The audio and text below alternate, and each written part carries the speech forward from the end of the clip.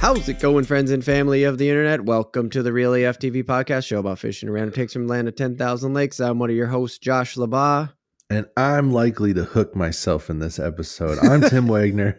I have like 20 crankbaits laying out in front of me. Oh, it's going to be dangerous. Oh, hang in, folks. This one's going to get dangerous. Oh, shit. All right. Yeah.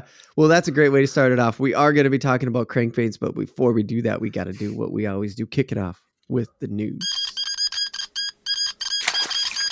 Little piece of fishing news here. Went all the way over to wownews.com to get some news out of Cali. It was cool. Oh. Yeah, it was some cool shit that I was like, yeah, this is fun. This is fun. We're going to Cali. So I'm trying to figure out how to start this. And you know what? This one's, I got a headline. It's not a great one. So I'm just going to kick it off with it. All about that trout. All about that trout. And it is about 2 tons of trout being stocked in a lake in California. In one lake. In one lake. So early in the year, Lake Hammett on Mount Lassens in northern Cali. So Lake Hammett on Mount Lassens in northern Cali. And we're talking fucking up there, northern Cali. It's actually like a God damn it, I should have written it down. But it's like a volcanic thing. Yeah. Like a mound basically, and there's that formed up a lake. Yeah. Okay. Yeah. So it's one of those bad boys. Nice. Yeah. So early in the year they got 4,000 pounds of trout dropped in there. 900 pounds. This was the part that got me, and I was like, this is cool. We're going to talk about it. 900 pounds out of there were lightning trout. The fuck is a lightning trout? Yeah, that's why I was like, yeah. I hope he doesn't know. I'm sure you've seen it, and I know that we talked about. I shouldn't say I know. I'm confident that we talked a little bit about it in the trout episode, but I was like, no, this all sound. I don't remember hearing lightning trout, and if we did, call us out in the comments. Just give us the timestamp to the trout salmon episode, right? Because I'll go back and listen to it. But this feels fresh. Yeah, 4,000 pounds. You got 900 pounds of this lightning trout. Rest is all rainbows. Okay, that's what I was gonna say. Did they just like a order at a workplace? What are you getting for dinner, and then or like lunch, and then you got to go and just like, we're gonna have 900 pounds of lightning trout, and then just like go down the list. A little bit of brook trout. You get a little bit of sea trout, like right. Trout, but I know what you mean. Partitioned off. No, this was it. Really was majority rainbows. Separate question: did they tell you like the size? Yeah. So first, let me explain the lightning trout quick, and then we'll get into the size. So, the lightning trout is basically like an albino rainbow. They had 900 pounds of albino fish? Dude. So that's the thing, is it's not albino, but it is like one because it has that yellow tint to it. Coloring. Yeah, has that yellow tint, and it didn't say that it's like a form of albinism, but I feel like we've talked about something like this before. So if we have, let us know, realaf.tv/contact, or the comments on YouTube at realaftv, remember. So it's the yellow trout with this bright pink stripe right down the center side of it. They call them lightning trout. That's fucking sick, dude. Yeah, dude. It's a cool fucking looking. They are cool looking. It is so cool to see. Dude, and the pictures that I'm seeing of these people, like, they're way bigger than I was expecting. Dude, I couldn't, like, some of this, like, they didn't say anything specific. So to get back to the size, they didn't say anything specific about the weight. But they talked to a kid in there, and he's like, "Oh, me and my dad, we caught toads, man. They were lightning trouts, and they were toads." They're toads, bro. And actually, they did. They Yeah. were near 8 pounds, each of them. Yeah, dude. That's what I'm seeing is like some of these look like they're 10-pounders easy. Yeah. So the kid that they talked to in the article, he said that him and his dad, they caught like lightning trout that were near 8 pounds. The article, this is a quote from the article, Yeah. stocked a lot of them. And here's the quote. And a good portion of those were trophy size for trout. God dang, dude. Just Yeah, I straight was up like, like putting them in. whoa. That means that they're putting I would assume that there was a handful of smaller ones that they're hoping will like grow down the road. Mm-hmm. You know, kind of like Right. almost like give them generations to start off with. Here's the older generation, middle generation, younger generation, and help, Right. you know, start the cycle immediately. Yeah. Because if you put all old fish in there, then it hopefully they spawn, and then you're only going to have old fish and young fish. So I would assume they're stocking like Good smaller point. stuff. But I mean, even Right. if you said it was like a 2-pound average, they still put 2,000 fish into that pond. No, I don't know You what know? size the average was. It didn't say that Well, in the article, but I'm just I get throwing it okay. out there. Like I get what you're saying. that's Okay. yeah, because if you got some, I'm throwing out there the average. Like if some of them are trophy size, and we're seeing that they're getting to like 8 pounds, like this kid was talking, you know, that's gonna throw off the average. And then some of the smaller ones, you know, I don't know. It doesn't matter. It's dope. I want to check it out. It's good to Yeah. know that like you can go in and catch decent sized fish right away too. Because at Right. first when you said it, I was like, but what are we dealing with here? Is this an experimental game where they put in like yearlings and smaller and like Right. there's a Right. shit ton of fish, but at best you're gonna catch one that's a foot long? Right. No. No, that's dope. Nope. They got some good ones in there. You can And go catch a big ass version of a fish I just heard of. yeah.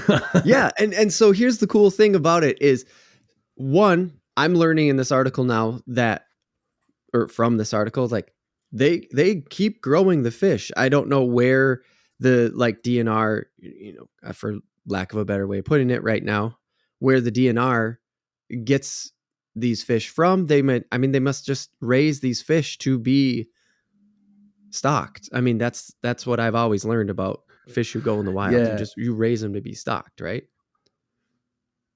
Yes. Yeah. I just didn't realize they raised them for this long because these got to be 3-4-year-old fish. I would think so. Swing. Yeah. I mean, they got stocking ponds and stuff. Mm. Unless they have another lake that they were like, we know that this will work, and they netted them from a different lake. The adults, you know, maybe they went and caught them from a different spot, but that would be crazy if they were able to land that many of those fish. But maybe it's a deal too where it's they're already stocking other lakes with these fish, you know? Oh, And they've gone like grown to maturity. yeah. And then they just went back and caught them. Right. And they were like, you know, Yeah. we saw that you put in for a relocation. And That- we're going to grant it. Yeah. You're about to go to the mountains, Mm-hmm. the highlands of Northern California. Yeah. Doesn't come with a pay raise, but it does come with a cool spot that used to be a volcano. That's neat, isn't it? Right. Just Right? saying. There's perks.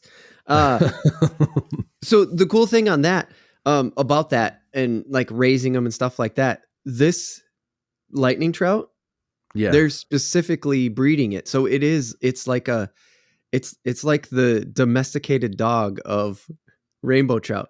They've been specifically breeding this gene to flourish. Crazy. Yeah. And so that's how they were able to get 900 pounds and get these good trophy ones. Is like literally the, again, lack of knowing exactly what it's called in California.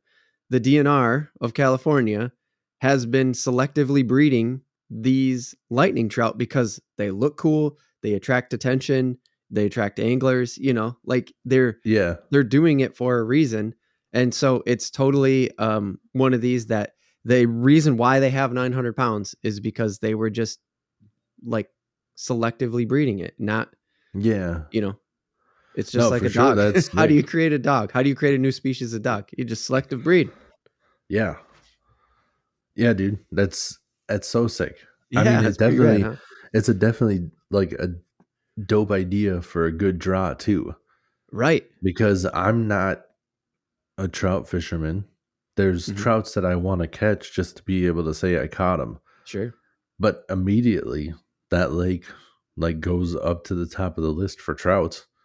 Right. Because if I Like can if go I'm there and going catch trout a fishing, I know where to go yeah, now. I'm going to if go I to can go Hammock catch a Lake in rainbow, Cali. yeah, if I can go catch a rainbow trout and have that thing, to take a picture of and just be like, oh, look at this thing, right? Right. Most people around here, again, I just heard of it, Yeah. you That's know? why this is so cool to us. I know. Right. Yeah, for sure. There's so many people that aren't going to know about that thing. Yeah.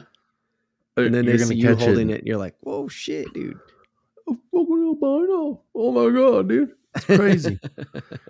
But yeah, I mean, I definitely want to like research it, but it's gotta be less of a albino thing and just a coloring, because the albino is like Lack of something went pigment. wrong. Yeah, Yeah. it's There's like, it's a deformity in your, yeah. Yep. Not a yeah, deformity. I don't know. I don't know what the proper term is, but yeah, like an there's a lack of irregularity. literally an irregularity literally of your melanin. Yeah.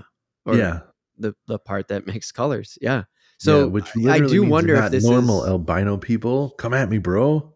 You're not normal. No, I'm just kidding. But honestly, like it, I just want to joke about that because deformity is not the right word. And I knew that right. like you stumbled trying to find the right one, but it's not a deformity. It is a regularity, which literally means that it's not normal Oh, to right. be like that. I got So, you. like, to Yeah. have that many fish and be able to reproduce it, it's like, well, that can't be the right thing then. Because Oh, right. Yeah. Because not like two normal albino shouldn't people be does not make an albino person, that sort of situation. right. Or like Yeah. two little people can make a full size, Yeah. two fun Hmm. size can make a big Snickers.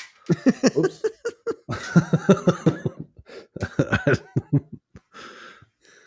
Yeah. Yeah.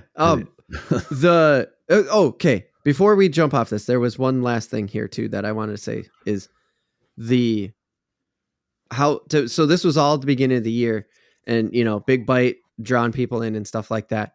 Like, Mm, it's obviously that's what they're doing it for. The mhm. thing that I was like, oh yeah, we're definitely doing this is because the Wow News, Yeah. the Western Outdoor News had a tournament, because as this podcast drops, it's already in May. Yeah. Yeah. So they had a tournament at the end of April here, Okay.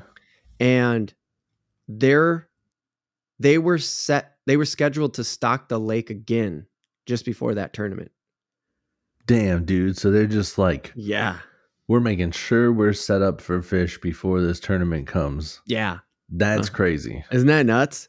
Yeah. Yeah. And so that, on top of the fact, like, that having been recent. So if you're out in Cali, if you're in Northern Cali, you head that way, check out Lake Hamnet if you're into trout, because not only did it just get stocked as the podcast drops not too long ago, Yeah. they also said that the lakes had a good bite on it anyway. Like, it's not just biting because it's stocked. Like, it's sustained its bite. So, like, it's Nice. a good biting lake all year round. Obviously hotter after they drop 2 tons of fish in it, but Right. Yeah. like it said it's a good sustaining bite. Like, it doesn't just cool off because it's been stocked and everybody comes in and fishes it. It says it hangs in there. So Yeah. yeah, it's pretty rad. Dude, that'd be a funny one if like one of those dickheads went out there and tried to make, put weights and shit in the fish right away. Oh God. And they're just like, they weigh one in and they're just like, well, the way of winning fish weighs in at 14 pounds. DNR guy's right there just like, fuck you. We just put them all in here. Biggest one was 10. Bullshit. Bullshit. Just immediately called out, and you just Right. go, "Oh, what? No, no, Nuh-uh. Nuh-uh. no." Didn't have nuh-uh. And then just like, we've only stocked trout in this lake, and it has walleye fillets in its stomach. You're like, damn, shit, damn it. Oh man. Oh, that was good, dude.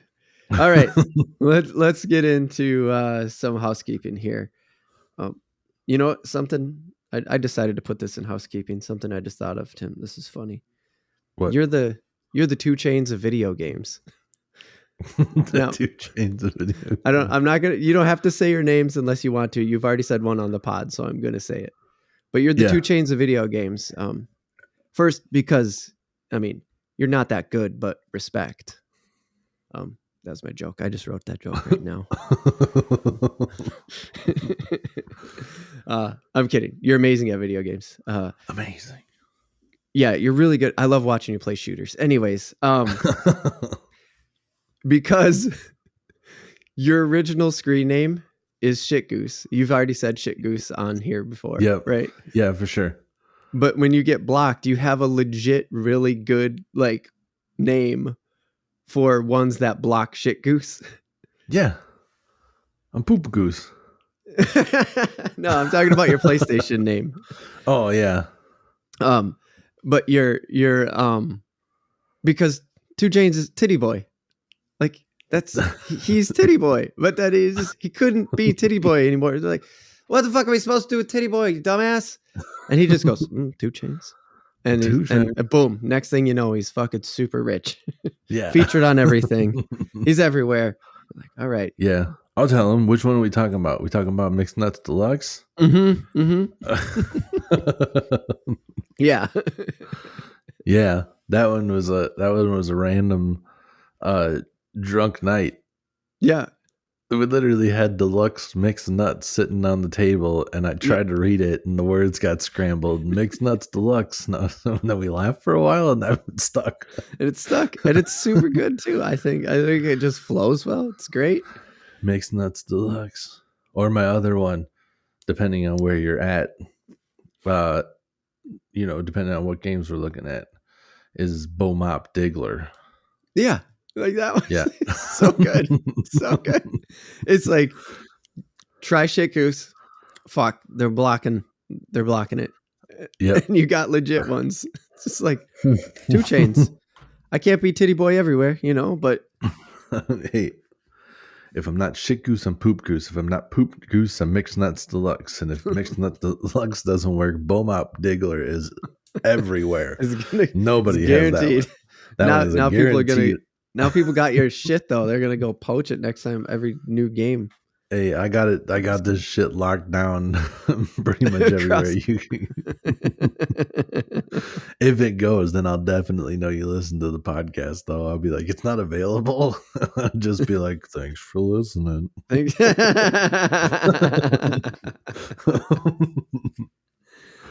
Okay, let's get into the boring housekeeping stuff. Amazon podcasts, I'm pretty sure, are free on Amazon now. So if you have an Amazon account, it doesn't even matter. You can just get podcasts on Amazon now. I know you got an Amazon account anyway, so stop fucking lying. But I'm pretty certain they're free now.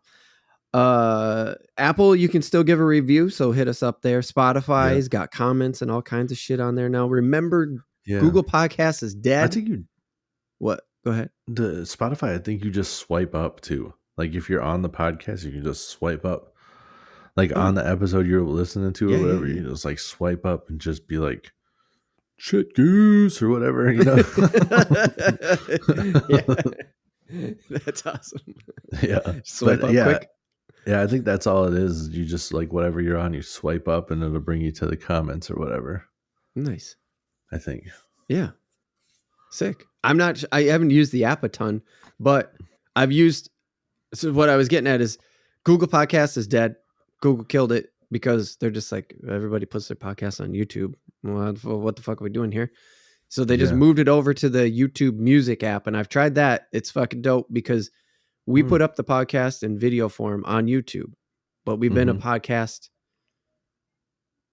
like we've been categorized as a podcast on YouTube since the jump. So they're all just there, and you can turn it to just audio. So it's not taking the video feed, and it's just a podcast. So you can switch back and forth on the YouTube Music app between video and audio. So and I think last episode, dope. I think last episode I didn't say that part. I was confused. And you can just switch it to audio, and like how you were saying, because like when I was trying to close the screen, it would like shut it down. Oh yeah, so I must have just never switched over.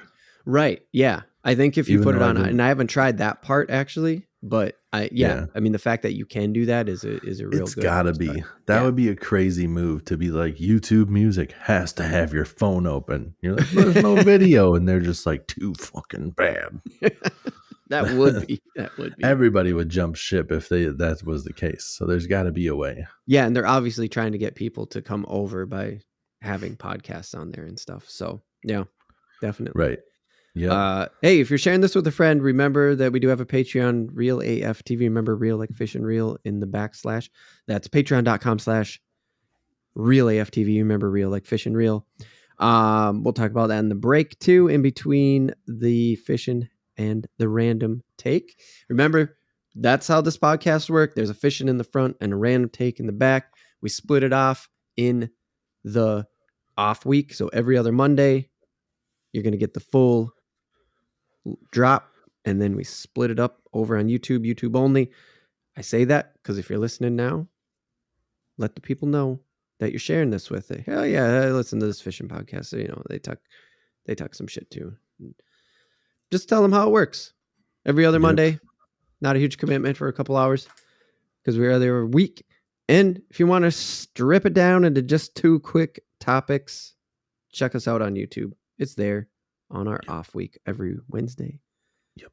For the fishing take and the random take on Friday. That's it. You ready, Tim? You're going to do this shit? Hell yeah. Are you going to get stuck? You know what I mean? Dude, there's a chance if you go back a little bit, I like moved my hand and one of the lures I flung off the table pretty early because it kind of doesn't matter though. Like when you do it a lot, like when they just get on your finger, it's not a big deal. They're just there. Right. You got to like legitimately set the hook. I got you. I don't know if my fingers are desensitized or if like it literally just doesn't hurt anybody, but like the hooks never do anything to me until I like legitimately set them, even like a little poke in. Yeah, I can draw blood and it'd still just be like a, nothing really. I don't know. I think you're like a chef. You know how you see chef like reach into a hot cast iron and like flip over a just steak like you're used, yeah. And they're like, well, fuck it, whatever, it doesn't matter. You're like, God damn, and they just go back to cutting mushrooms, and you're like, what? Yeah, I think you're they're like just that. like, yeah, they're like, is everything good, chef? And they're just like, just burn myself severely. You're like, what? You're like, what? And they're like, nothing. Not a big deal. I gotta fucking make sure my knife cuts are on point. Yep. My knife work has to be immaculate, or I'm not going through to the next round. So I'll bleed later. I know it's a burn that I made a reference to, but blood. All right. Let's do it. Fishing topic. I loved all that to lead in. I'm leaving it in the housekeeping. If you want to hear all the shit that Tim was just talking about, chefing it up and getting stuck with hooks, well, hell yeah, go listen to the full podcast if you're listening to this on the random take, on the split day. That's how it works. Mm-hmm. The full one's got all the goods. Here we go. Beginner's Guide Volume 3. In episode 67, we did a general lures episode. And it was a lot of spinners and spoons and stuff like this. And I was like, I don't know if we're going to get to all of it. Turns out, no. There was no fucking way we were going to get to everything I had on the list. Hell no. Also, to give this a heads up, if this is your first one, great. Thank you. Thanks for listening. Yep. You can go back to episode 75 where we talked Beginner's Guide to Jigs. Episode 67 again. That was sort of our kick this off. Let's see how far we get. and it ended up spinning off maybe 2 or 3 more episodes. We're on volume 3. Here we are. We're talking crankbaits. We're trying to keep it beginner. Tim has a ton laying out. I think we're a little bit worried about how long this will go, but you know what? I got a timer going. We're going to keep it tight. We're going to try to keep it high level and not get into like specifics about you take over. What am I trying to say, Tim? Okay. Yeah, because we're not trying to go into like too crazy depth, but I do want to touch on like different bill shapes and kind of explain like what you're looking at when you see these things, because we are talking about the beginner's guide. So when you're going and looking at these things, like if I just told you like this was this shape, you're still gonna like look at the stuff on the shelf and be like, right, but why that one look different than the other one? Right. Yeah, and it's not about like get this one in the water column here to get this kind of fish and shit like that. It's like what you just said. You put it perfect. Like you're gonna go into the store and you're gonna look at it. Like we're trying to make that a little bit more of an educated experience for you, so that way you feel comfortable going in to a bait shop and just going, exactly, this is what crankbait I'm looking for and why. Yep. And try to give you a little bit more of an idea of what some of these things that you're looking at are, so you're not just like, why? Because when you go into like, there's one whole row of Rapalas, and that's just one brand. So when you go in, you're like, this is just one fucking brand. It's like, yeah, that one's pretty popular. But when you go through the other ones, you see them and you're just kind of like, what the fuck am I looking at? And then when you start seeing the different things too, like they can get really confusing, because there's lipless crankbaits and regular crankbaits. And those are so different in the looks, but they kind of fish the same. So to start it off before, hold on. Let me.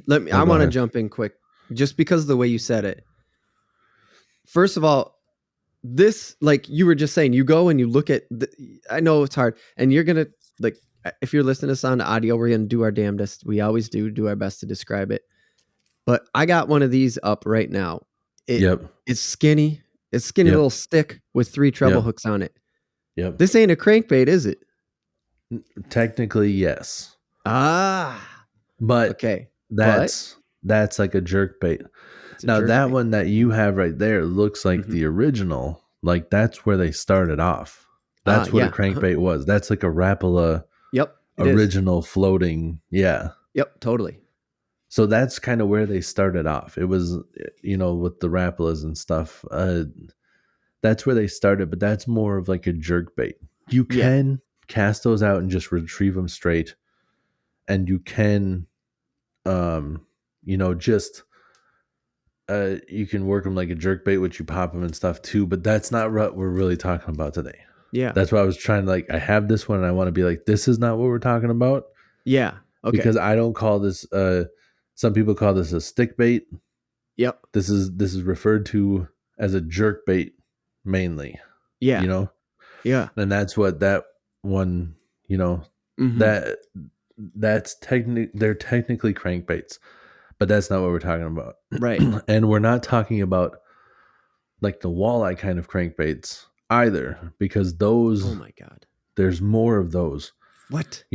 Yeah. Well, so there's like, no, sorry, I'm interrupted. Go, please. Yeah. Well, I was just going to say, like, a walleye stuff, like a very popular walleye bait is a Berkeley flicker shad. And they're more of like this, or like a shad wrap is a popular one too. Okay. That's not what I'm talking about today either, but this is a jointed one. Oh yeah, okay. Where it's got that, the tail basically is disconnected from the head in a way. Yeah. Or like, it's got like a swivel in the middle of it. Right. Yep. So it kind of gives a different vibration and stuff. But I was just giving some examples, or like there's ones that are more of like, and you're starting off with what cranks aren't, because everything you're showing is an artificial fish with treble hooks on it. Like, to break Yeah. it down to its simplest form, it's an artificial fish with treble hooks on it. But Yeah. you're I showing mean, these other ones to be like, this is not a crankbait. If you're talking about yeah, crankbaits, we'll get to it. I think the like technical old school definition is like a plug with a lip. And a plug Okay. is like something that floats, Oh, and because you can make it out of wood, you can make it out of plastic. Old school was like mainly balsa wood and stuff. That I think that's still a lot of what Rapidly uses today. But you mhm. got like this one, I don't know, I think this one's made out of wood, but this is called a tail dancer. And Jesus. he's kind of scared. Look at that fucking bill. Dude, this This is is a for crankbait troll. now? This is for trolling. Well, this is technically it's a crankbait. This is more of a crankbait than the jerk baits were because of Okay. like the body shape is different, Yeah. But this one is made to dive to 30 feet. Jesus. Yeah. But that bill is crazy. So, anyways, I'm these are different styles of crankbaits, but you can get the same idea of like the bill when we're talking about stuff. So those are different, and I suppose we could talk about those on a different episode and kind of get into that shit. Yeah. But honestly, I'm not as well versed with the crankbaits for the walleyes Mm. because those Mhm. for me seem to work better on like dingier water. And Oh, for the right. most And part, yep. I fish clear water. Yep. So, but I also just prefer to fish walleye with other baits. So I don't use Mm. crankbaits a lot, even though I have a Mhm. shit ton of them. But bass, I know. And so Yeah. we're talking about crankbaits today that are like maybe the most popular one. This is a Rapala DT10. This is what we're talking about. Yeah. It's Little like, chubby yeah, kind of and like chubby curved. baits. Like, okay, Yep. so that's one thing that I'm picking up now. The curve, that stick bait, that jerk bait that I have, it has like no curve. Right. Yeah, that's what like this stick bait still has like a little bit of a curve, but it's more to like it's the body shape. You can see it's like pointed in the back and gets a little bit thicker in the front. Ah. It's Uh-huh. like a different shape than some of the other ones. But Right. so you start to get more of like into the crankbaits, even though they're shaped differently than Okay. those stick baits that are like the original floating lures that are just, like a pencil, almost like the same size. Right. But so I'm gonna start by telling you about the lipless crankbaits real quick. Okay, So a good. Because that lipless, was like my yeah, number one I had on here. I'm like, everything I've seen with the crankbait, it's a lip, it's a chubby fish, it's got treble hook on the front and on the tail. yeah. Like two treble So hooks, chub in the front, lip on the front. And yeah, then I'm like, fuck, lipless. yeah, that's more of what I consider to be a crankbait too. Like I know that tail dancer I just held up had two hooks, so that I mean that one's kind of a little bit harder. But like everything else that I'm talking about right now, like what I consider to be a crankbait is like a two hook situation for the most part. Every Yeah, time you that's get pretty long much what enough I for it to found be too. three hooks, it gets into that like jerk bait Mm. category for me is Hmm. how I talk about them. Yeah, and But I saw that a lot like across different resources too when I was just yeah, looking shit up. so Okay, you can see like that's the tail. I'll hold it by the tail, but that's the front. There is no lip. There none. is no bill. It's still kind of got that. It's still got like a gut on it, back to a point Yeah. in the tail though. Like it's still pointy tail with a gut in the front. Yes. Yep. Because it still has. That's I think just how you get it to vibrate to move properly. You have the majority of what's catching water in the front, and Mm. then the back is smaller, so that makes it so it can go back and forth. And Oh. even though this doesn't technically have a bill, it does have this flat slope that's Yeah. catching water, Uh-huh. So it's flat there and it's catching water and it makes it swim. And it's a very high vibration, and I don't know if there's a lipless crankbait that doesn't have loud ass rattles. Really? Okay. Yeah. So I think, and they're all, when you fish these and you cast them out and you reel them in, Mm-hmm. the feeling when you're reeling them in feels like a cat's purr sounds. Oh my God. That is such a wild description, But dude. it's like as you're reeling it, you can literally feel it, and it's like, Right. like Yeah. fast as shit. And if you yo-yo it, it's literally just like a cat purring. It's like, Whoa. so yeah, dude, isn't that cool? That But is. so this is Strike King Red Eye Shad. This is my favorite. And this is also the one where I buried the hook deep into my fucking fingers. Oh On shit. The Instagram, one you that want to I see? put in the thumbnail and Yeah, it this got isn't the one, but that's the exact it's the same lure. same thing. And so are these Yep. supposed to, are lipless? I don't want to say you because you said they got that little bit of a tilted front, so they're not surface, but are they like high in the water column, like way up there? Nah, they're wherever you want to put them. That's another thing that's really nice about Oh, lipless crankbaits, because lipless crankbaits sink. So you can kind of count it down along with the countdown. Like this is technically a crankbait too, but it's a stick, but the shape is a little bit more like higher backed. But this is a yes. countdown. And Okay. this and the lipless crankbaits, like if you're looking to put something like wherever you want it in the water column, Mm-hmm. each one weighs a little bit different and stuff, but you can cast it out and just count it. The countdown by Rapala, your line makes a difference.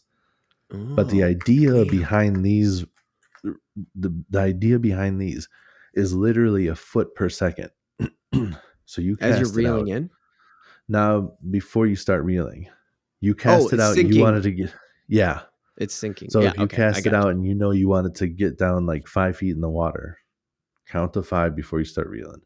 Sweet. 1, 2, yeah, that kind of shit. So it's like the same thing with like these. Some of it's kind of a trial and error thing. Mm-hmm. Sometimes you can dick around off the dock or with your boat like closer so you can get a good feel. Like, oh, I know the water's like 3 feet deep here. Mm-hmm. You can like put it on the top of the water and drop it and count and see how fast it takes you to hit the bottom. And you're like, all Mm-hmm. right, that was 2.5 seconds. I dropped 3 feet. Okay. So I can kind of, every 5 seconds I'm dropping 6 feet. Kind of, give yourself an idea of whatever you're doing, Yeah. so you can play with it. But there's different body styles. Probably the most common one that you're going to be able to find everywhere and is still going to work super well is the rattle trap. Whoa. This has been around forever. Bill Lewis rattle trap. You can buy these at Walmart. You can buy these anywhere. They make all sorts of colors. I It's just think super this pointy one's, in the nose compared to like the other cranks like that you've already held up and yeah, stuff. this one's like super old school, and it just has Mhm. that like pointy shape. The Yeah. whole thing, it's almost like a football. It's like the Oh, it same in the is. Yeah, now it's that like the you same in yep. the back as it is in the front. And this one's just a Yeah. cool ass like holographic It's like a red. football with a mohawk. Yeah, they don't all have that, but Oh, yeah. okay. Yeah, dude. They're freaking cool. And these ones, so real quick, I'm not gonna go into like super in depth and stuff about everything, Yeah. but a crankbait like this, a lipless crankbait, because it has such a fast vibration, excels in like colder water. Really? A Yeah, a tighter vibration is better in colder water, Oh, and a okay. bigger, wider wobble is better in like warmer water. Oh, And then in between, you can kind of mess with them. okay. But if you talk to like Mike Iconelli, for example, who I like to Mhm. call Mhm. Mickle Ickle Nickel, you know, I don't know why. I got a dumb brain that does it. Every time I hear his name, it says it. It says Mickle Ickle Nickel. And now I say it out loud. And I only bring it up because one time you said his name on here and then I said that. And you're like, what did you say? And I'm like, I said that out loud. That was weird. And then I had to explain myself. So, But the tight vibration excels in the cold water. Okay. Like these are great baits to be cast in this time of year. Well, not this time of year. Wait until you can fish for bass. I mean, technically, you could just be like, I thought a big crappie would try to eat it. You know? But I know what you're saying though is this early spring before the water really hits it, like right as the Yeah. season's kind of like right as in Minnesota, of course, check your Yeah. local regs. Right as Minnesota seasons are starting to hit. Well, and yeah, because of this vibration too, where the rattles and stuff Mhm. and the tight vibration, people do use these ice fishing and stuff too, because that Oh, fast vibration yeah, and that noise can call in fish. Not right. necessarily that they come and like eat it. It's almost like you're ripping it up, making that noise gets them in, and then you kind of like slowly bounce it and gets them to eat it. Mhm. I mean, this is Okay. just another example of Lipless like ones, some you're saying. crazy shapes. Like Yeah. you're still on lipless. Yeah. Yeah. Still on the lipless, but I'm just trying to give like a couple of examples of like how they can look different. Yeah, that These one's are all really the same thing. You know, it's just different shapes, different sizes, that one looks different like colors. those fake plastic red lips that you get like a sucker on. Oh, yeah, yeah, yeah, dude. Yeah, this one's made by Arc and it's got cool eyes. Oh yeah. But this one, this red color, I wasn't trying to go super in depth, but that red color works great in the springtime.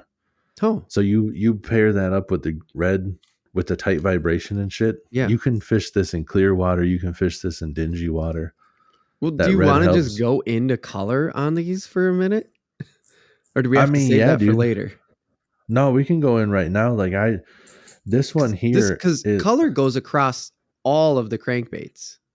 yeah, for Like sure. I mean, it's insane the amount of colors oh, that they have available that like there's a lot. oh my god, blows my mind. Yeah. And it really comes down to just like personal preference and whatever you want to be using. You know, Okay. sometimes I like to throw something that's a little bit different looking than the other guys throwing. Sometimes Mm, it goes based off of water clarity. okay. Uh, for whatever, like this is a shad, like a natural shad. It's like a literal Yeah. picture that's like printed on here. Yeah. So in Right. clear waters, you want to use something that mimics the natural fish, you Mm. know, Mhm. that somebody's going to be catching and stuff. In dingy, shittier water, wow, fucking shit, knock some over. Okay. In dingy or shittier waters, you know, like something bright like this, like a little bit of blue on the face, yellow on the Yeah. tummy, Yeah. a bright green. And those hard striking lines on the side too, that Yeah. like those black hard striking lines on the side Yeah. just The contrast and stuff. yeah. Yeah. But if you're in real dingy water, you know, a lot of times they'll hear it coming before they see it. So it's Right. almost, it's Right. like, it's nice to have that bright color of like where they're looking for it now. And then they're just going to catch it swimming past real fast. So And so I natural know like colors. color varies across like a whole bunch of like all lures, right? There's of course a ton of different colors in all lures. Is it to me though cranks seem to have the largest variety. Am I wrong? Like you were just showing one that looked like a real fish and then you showed one that looked like I don't know, it was these fake colors, but you were saying how Yeah. it had this like pop to it. There's some that look like crawfish. Like it's a Yeah. fish that's made to it's a little chubby fake fish that's made to look like a crawfish. Yeah. Oh yeah, you got one. Yeah. Yeah. That's kind of what this one is too. So some are made to like, The yellow one that you just had up? no, this red one. Like that's what that red color is Oh, for. Like a right, molten right. Okay. crawfish is like Yeah. that bright red. And it just But is like they don't always look like crawfish. It's just kind of like the stripes. It's almost like they know that if it's moving fast, but the mhm. lines that they put on this are like that's reminiscent of a crawfish, not Mm, of a regular fish. So right, it's not right. as detailed as this BX Brad is. This is a Rapala. Mhm. This is a very cool looking bait. I think is cool looking. Yeah. But um Yeah, some of them are made to mimic crawfish, which is weird, but you don't necessarily always need to have it like the body shape doesn't need to mimic it. You can get crawfish lures. Yeah. Oh I yeah. have crawfish lures. I like to I use them actually on the just picked river. up some of the Crush City ones. We can Yeah. talk about Oh that later. yeah, yeah. Yeah. But I mean like you can get crawfish crankbaits Oh where they're shit. like shaped like crawfish. I have Rebel make some where Holy the shit. body's like completely like molded to look like a crawfish. But it's still a crankbait. Yep. Those are my What? favorite for the river because Rebels are a Sure. little bit cheaper than some of the other ones. They've been around forever. Some of the other ones are can get pretty expensive. Mm. Mm-hmm. So And I don't use a lot of them, but I have them. and there's so like we'll just let's stay on color just for a little bit longer. There's UV colors, right? Like they have ones that have UV color Yeah. on them. Yep. And that kind of goes like you could find things with UV color and things that glow on other, other sort of lures. But like Yeah. the thing that it's like the crawfish. They paint the little tiny crankbait fish to look like a crawfish, but they also take the little tiny fish that is a crankbait and they paint it chartreuse yellow with a white belly or something like that. Like they put this you'll just find a completely unnatural color Yeah. and it'll just be that and white and you're like, what? But that color Yeah. is Like just some, totally unnatural. Like it doesn't look right. like, it just looks like a fake little fish that's been painted hyper viz yellow. What the fuck? Yeah. I just don't There's see some, that in much other lures. Maybe I'm not versed enough in other lures to. well, you can get a lot of different crazy colors, like this, like green Oh on yeah, top, yellow on the bottom. a Like you can crazy get green, weird, crazy yellow. you I can don't know get how to else weird. explain them. Yeah. It's just bright. Right. You can get a lot of crazy colors. I think the thing is you can get a lot of different colors in a lot of different stuff. I think crankbaits are probably the easiest to be able to pull it off. Like Oh soft yeah. plastics and stuff, I think sometimes are harder to make some of those colors.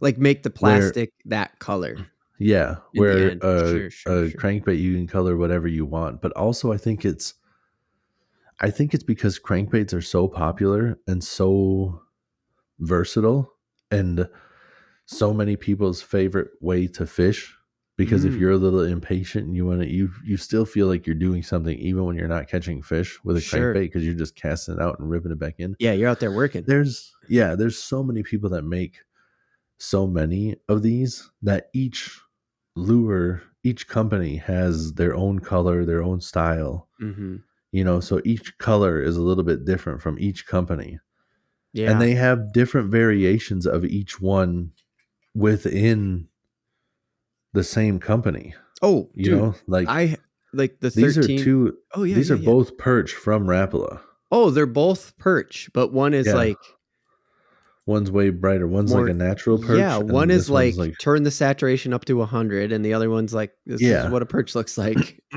Yep, 100%. Like they're just like, yeah, here's a bright one.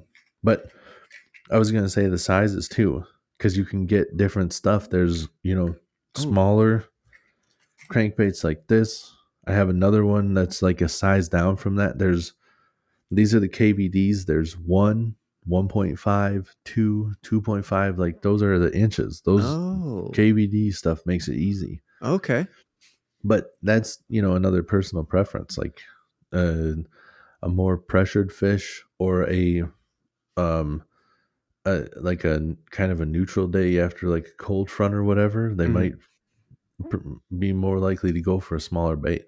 If Sure. they're super aggressive, casting out a big one might work. Right. Or, if you're going for a bigger fish, a lot of times bigger lure does catch the bigger fish. Right. You might catch less fish, and that's not to say that a big fish won't eat a smaller bait. But if you're like, I'm going for a trophy, might want to get a big lure, You might want to get a trophy sized bait. But you can get crankbaits that are little. Holy shit, dude! That one's tiny. That's like the size of your Yeah. finger. I mean, Or you're a big guy. You got big hands, so. that's the lipless. Oh my god! That's What? the rattle trap. If you're wondering, that's how you rattle trap. Rat trap. Yep, By the the way, does not original. look like a rat, but it is the rat L trap. The rattle trap. Yep. So those are So just little guys. do you fish them all the same then? Like depending on the size? I mean, not fish them all the same because there's many different ways to fish a crankbait, correct? Which we don't want to get into great detail about. I mean, not really. It's No? more of just there's different ways to retrieve a crankbait. Oh, okay. There's different ways to fish a lipless one. Like you can yo-yo it, kind of like you're jigging it. You can burn it, like cast it out and just reel it as fast as you can. Okay. And then there's, just like a steady retrieve, but you can go slow. You can just pause. You can just be Pauses. reeling and just stop Sure. for a second and reel again, which can be a problem with lipless ones because they sink. A lot Right. of the other crankbaits, almost all the crankbaits that I have float. Where like a jerk bait, like that original floating minnow you had, is an old school crankbait jerk bait that floats. Like It just sits on this, top of the water. yeah, this KVD jerk bait I was holding up, this Mhm. thing suspends. Okay. So that's a big difference of, when Right. you're casting it out and pulling it in. That Right. when you're, that other crankbait is going, moving like this, and you pause it, it goes whoop, floats up a little bit, and Goes then up. goes again. Whoop. So almost goes backwards a little bit too. Yeah, so that's what I was just going to ask. So to get back and to get into to transition into bills or lips, whatever you want to call them, we'll probably use it both ways, and you'll talk about that, I'm sure. But like, is it to say the lipless one, if you stop reeling, goes down, and the ones with the lips go up? If you stop reeling, Yeah, for the most part, most crankbaits with the okay, lips float. yeah. And so if you're doing a crank pause crank situation, you have a lip on, you're doing a crank pause, it's going Yeah, up, it's going more shallow. And if you're doing a crank crank pause with a lipless, it's going to go straight forward, down, deeper into the water, forward, down, deeper into the water yeah, for the most part. right. So Yep. that's a big difference. I mean, that's just, I don't know. For a beginner, I'm like, oh shit, that makes a big difference to me. Yeah, but you don't have to pause with the lipless. You can just Right. keep I'm just reeling it. saying if you're doing a Or crank pause crank yeah, method or kind of if you thing, you kind of have to like pay that attention. pause with the lipless, instead of stopping reeling, you can just like lift the rod tip a little bit.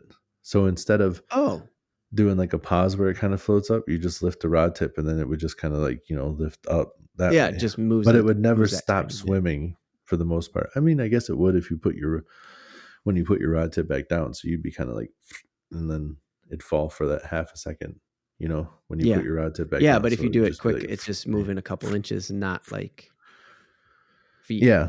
Yeah. But there could be exceptions to the rules. Like I have not used this Fritz side yet. There's a couple of like that are kind of in between uh uh the lipless crankbait and the regular crankbait, which are what people refer to like as a flat-sided crankbait. And you got this is What's a the flat-sided crankbait? Is that what like you're that. bringing up right now? Whoa. See, it's kind of the same shape, but it's skinny. Oh. So this is a Wait. So yeah, Ott's. because it's not round. Like its chubbiness isn't round. Yeah. This It's is Ott Defoe. These are Rapalas, okay. and this is Ott Defoe. Makes like he's the one that designs these, and these are like this is a OG Garage Slim, and then they also have like the OG Slim. They're a little bit different, but there's like if They're I hold one this, width where like the other lipped ones that I have. Yeah, there you go. Look at the yeah, width change. yeah, When you're looking from the top down on this thing, yeah, and one stays these, the same and one changes. I mean, it's simple.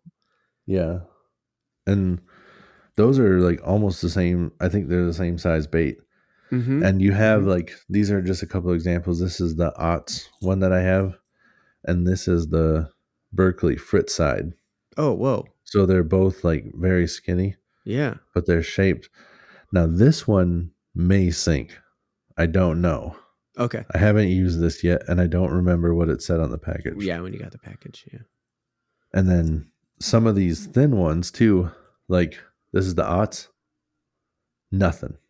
Oh yeah, There's you're no shaking. rattle in here. You've been shaking them all like that, and now you have Yeah, one that you're shaking. It's just doing but nothing. this Fritz side has a couple of chambers, so the Whoa. noise comes out better, and they're like smaller BBs.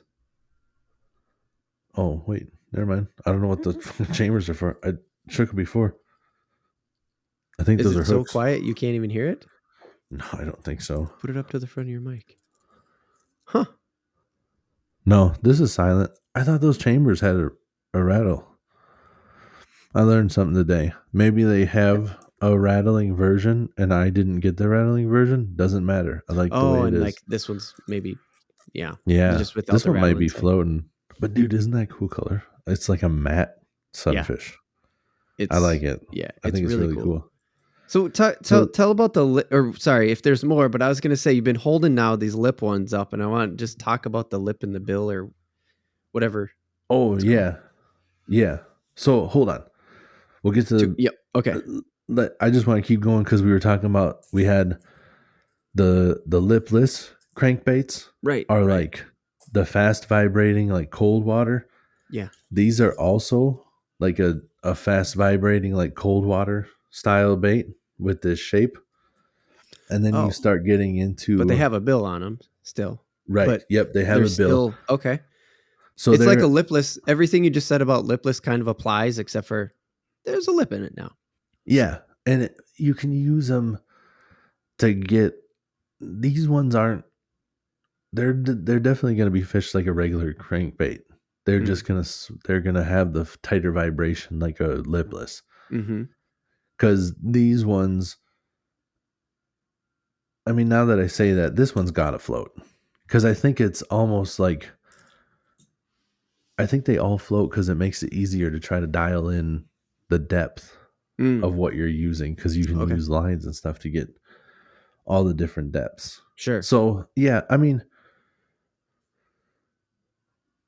I said, hold on. I think maybe we'll move on to the next one afterwards because maybe we won't come back to this. But these are kind of interesting with the different lips and stuff Uh-huh. because you got different shapes. And like this slim is a rounded one. Mm-hmm. And I don't really know why they chose the rounded one. I know that, you know, you can use different shapes for different stuff, but like the Fritz side is more of like a this one's kind of like a coffin style. It's Are you talking closer. about the? You're talking about the bill now. Yeah, the bill shape itself is Yeah. like a square, Yeah. kind of like a squared off. Yeah. But this one's almost like a coffin style. It's I don't know what you would necessarily call this one because a square bill is like squared off at the edges. So I suppose it would be that, but it's so pronounced, almost like wider than a normal square bill would be. Yeah. But I mean, we'll just call it a square bill. But a square bill is really good at deflecting off of cover because Oh, the edges, like as it's moving back and forth, it'll hit the cover. And the rounded bill is not so much. I gotta try to get my hand behind there, but a rounded there it bill is is. not so Yeah. much. Yeah. I okay. Yeah, I see the difference. And So can you yeah, explain just the bill, the lip, like a little more? I mean, it's just a piece of plastic stuck in the front of the fish. yeah. Basically, I mean that's what it is, and they come out at different spots because of how they want the bait to react and move. I mean, these Mm. are really kind of trying to achieve the same thing. So, if But you but we're looking at one the manufacturer using a square bill and one using that rounded bill. yep, but Okay. they're both like flat, skinny bills. They Yeah. come basically like straight off the nose. Yeah. But you got some the bills will be more of like a clear plastic, And if you're trying to achieve a lesser diving depth, it's going to go straight down so it doesn't catch as much water. Oh, So this is for like a shallow one. okay. This one only dives to 2 or 3 feet, I believe. I can't remember what this one is. This Yeah, one actually that might be one, like that bill, I don't even know if I've seen one. I'm this one sure might I be like a have, 1 foot. but 1 foot. Yeah, I think like Yeah. these two are like considered. I know for sure this DT fat is like a wake bait. See how that bill goes straight down? Jeez. Yeah, it These looks like ones, you ever seen a dog pant real hard, like a big dog pant yeah, real hard on a yeah, yeah, real hot day, and that tongue's just flopping out of the front of its tongue, like snout. yep, It looks like the yeah, dog's tongue flopping out of the front of the yeah. snout, like it just fell out. So I think this one's made. These are both the Strike Kings. This Okay. is almost like identical lures, but you can see that this one is made to go like a foot, and this one's made to go like 4 feet. Yeah, because one bill is at like, I mean, to start putting it in angles, one bill is at like 80 degrees, Yeah. and the other one's at like 75 or 45 even, Yep. they're And it's huge differences in them. if you kind of think about like how it would drag through the water when being pulled. Like this Right. one, like the line's being tied on the nose, and as it's being pulled, the water's catching it here, but it's not really catching like enough drag to like pull it downwards because Right. of how tight it is. So it just kind of stays upright. Where this one, a little bit more is going to turn it a little bit more to give you that angle. Yeah, and Or that'll start to push it like down this is deeper into the this is water. the Rapala DT14. Jesus, the lip on that thing's fucking huge. Yeah. So that one is like a spoon shaped and it really catches the water. Yeah. So you can have different materials as well. Some of them they're a Yeah. little bit skinnier, and these are like this is the Arashi, the Storm Arashi. That's a square bill. Oh yeah, okay. But this is literally a circuit board. They have circuit board square bills. And What? the Arashi Deep, which is the 10-footer, pretty much same bait. One's a little bit chunkier. A lot of times Yep. the shorter, the less diving one are like chunkier, but these are both Storm Arashi, and this one has a round. Yeah. But they're circuit boards. They're thin as shit. They're crazy small. But what you see here is these are self-tuning. They're kind of cool. You never have to dick with them. Whoa. I didn't even know you like, could. yeah, you can. Some of them want to like pull one side or the other, and you can take your pliers and twist them. But these ones, you don't have to mess with it. And how does that work?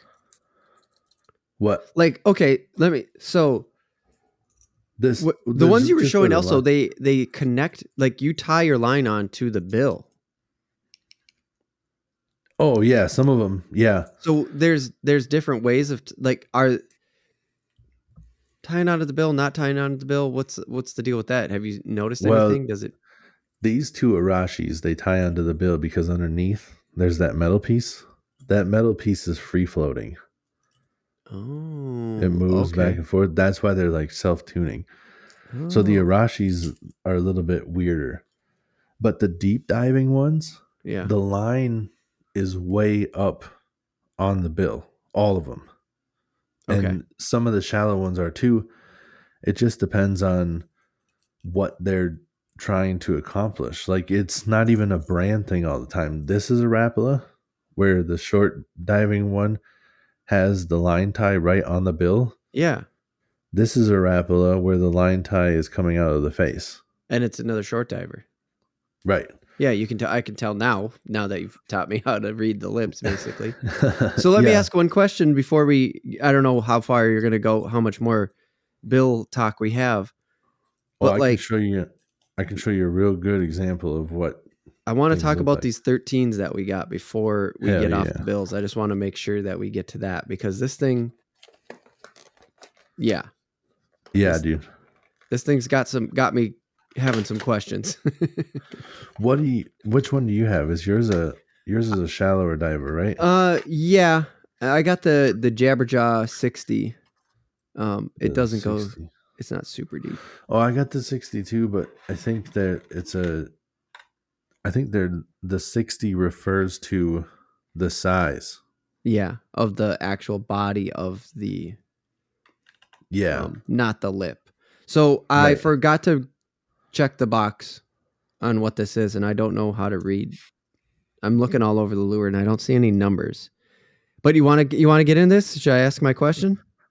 Dude, I don't think I have answers for you, but I think I know what the question is. Like everyone I've seen you show so far, and every crank that I've seen before, the bill is stuck directly into the face, like super glued into the face of the fish. Yeah. This That's one's the not. lip moving around inside the 13. Mm-hmm. What's Yeah. up with that, dude? I don't know what to tell you. I Because mean, I'm I've never felt anything like this going through the water. And then I heard that and felt that. And I was like, dude, is it? I don't know. I just don't fish yeah. that as much. But So as soon as I started cranking this thing in, I was like, what the fuck is going these on? ones are crazy in a couple different ways. First, they're normally not metal. This is a metal bill. Right. So I think they're gonna be kind of like top heavy a little bit. I feel like these are gonna cast really nice with that metal, just Oh, whoosh, yeah, and they then they do. take Dude, off. they fucking fly. Did you try? Yeah. So me and my daughter were practice casting. You can see this one here. I got nothing on Yeah, it. No hooks. I just threw it. Look at the eye on that. What the fuck, dude? I know. I'm trying to get it To focus in. Yeah. to focus. Yeah, So, isn't that cool? oh my god, The it's so freaking fucking eye. cool. So, yeah. So, you can see the one I'm holding up and it's again, this blue color, like that doesn't exist in the world. It's so bright blue. I know my camera's further away, so if you're on the video version and you're talking and you're coming over, it's like, yeah, I can hardly see Josh's. Yeah, Well, I'm trying to make the light catch the blue so it shines right. yeah, yeah. But yeah, you can see here I don't have the trebles on it because got my daughter a fishing rod. Hell yeah. And so we hooked up a couple baits and we just went out and took the trebles off when we went out and we were casting because Nice. they're the heavier ones I have, so she could actually get it Yeah. out there. And I wanted to try these 13s, dude. It soars. I was like, Nice. holy fuck, this thing Hell flies. yeah. Yeah. So my educated guess, and all it is a guess currently, Mm-hmm.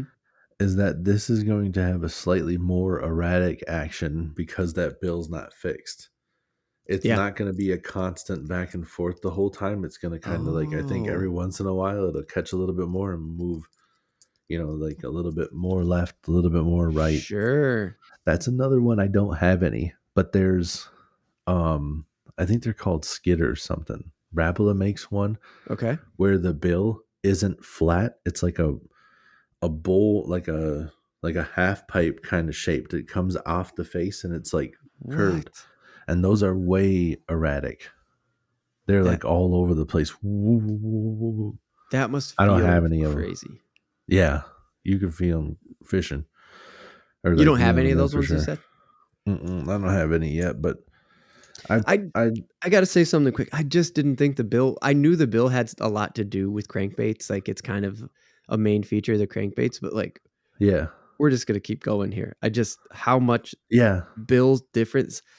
This is crazy. Lip that's It's a half pipe. definitely Sorry. yeah, yeah. That's a crazy one, but it definitely has like some of these two of the bodies. Like this is such a little fat guy, Yeah, but looks like a little bug.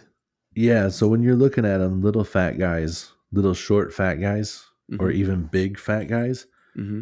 have like a wide wobble. This is a big fat guy. Mm-hmm. He's big. He's freaking thick. Mm-hmm. He's a thick bitch.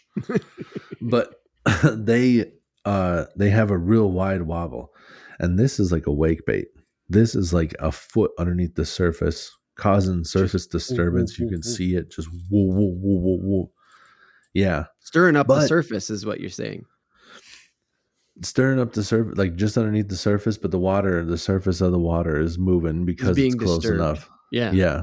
But again, these wide wobbles are, can according to my guy Canali, he's like, wide wobbles we want to use in like the late summer, kind of a mid-range, like Rapala DT6, which isn't like the super widest, we want to use those in the middle temperatures, and the thin crankbaits we want to use in the spring.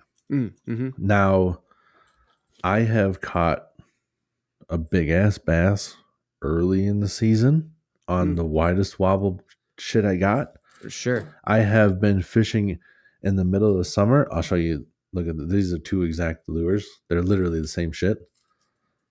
The Different one on colors. the right, nope. What? The one on the right has just seen More quite a days. few fish, muskies, and everything. Like those are legit teeth marks Oh, from a yeah, yeah, yeah. muskie. Yep, you're holding Like, it close enough to the camera where I can see the like scar on the side of it. yeah, they're holes from a muskie. A big one. I couldn't believe that it ate it. I got it up and there was nothing but line poking out of his mouth, and I just froze and we just stared at each other for a while. And then he just opened his mouth and swam away. He's like, "Oh, is that yours?" Oh, just I was like, that was fucking wild, dude. What the fuck, dude? That's crazy. Yeah, but the DT10, that small of a bait, midsummer. I mean, it was like a 40-inch fish. I didn't get it in to like measure it, but it was a big, Right. like good sized muskie, But you've got enough and to it know just ate it. to give it a good, Yeah, realistic. yeah. So I know I think we're starting to push it on time, We're but getting close. We I'm got gonna show you 15 or so I'm gonna show minutes you left. these crankbaits real quick because I got that one different color, but the DT series is my favorite. I just love them. I love how easy they Yeah. make it, and they all say it on the bill. Some of these other ones, this is a big old bitch. This is not a DT series. This one has a big. This one, Jeez. Dude, is I the think bill this one bigger dives than to the like. I think body? this one, not quite, but it's close. Yeah. I think this one dives to 20. This one's Mm. got some fucking Whoa. big old balls on that bitch. No kidding. This one's kind of like like a fun version of a bluegill, where Yeah. they get like that and they put the eyeballs right in the front, like what goofy ass fish has It eyes just like looks like that. googly eyes at this point. Yeah, they just put them up there for fun or whatever. Uh-huh. But this guy doesn't say what it is, but I'm pretty sure this one dives to 20. I think this is a man's. I can't remember, but it Mhm. doesn't say it. It doesn't say anything on the bill. Right. Some of the newer stuff is really starting to like Rapala is not the only one that does this stuff. This one might be hard to see, but you can kind of see letters on there.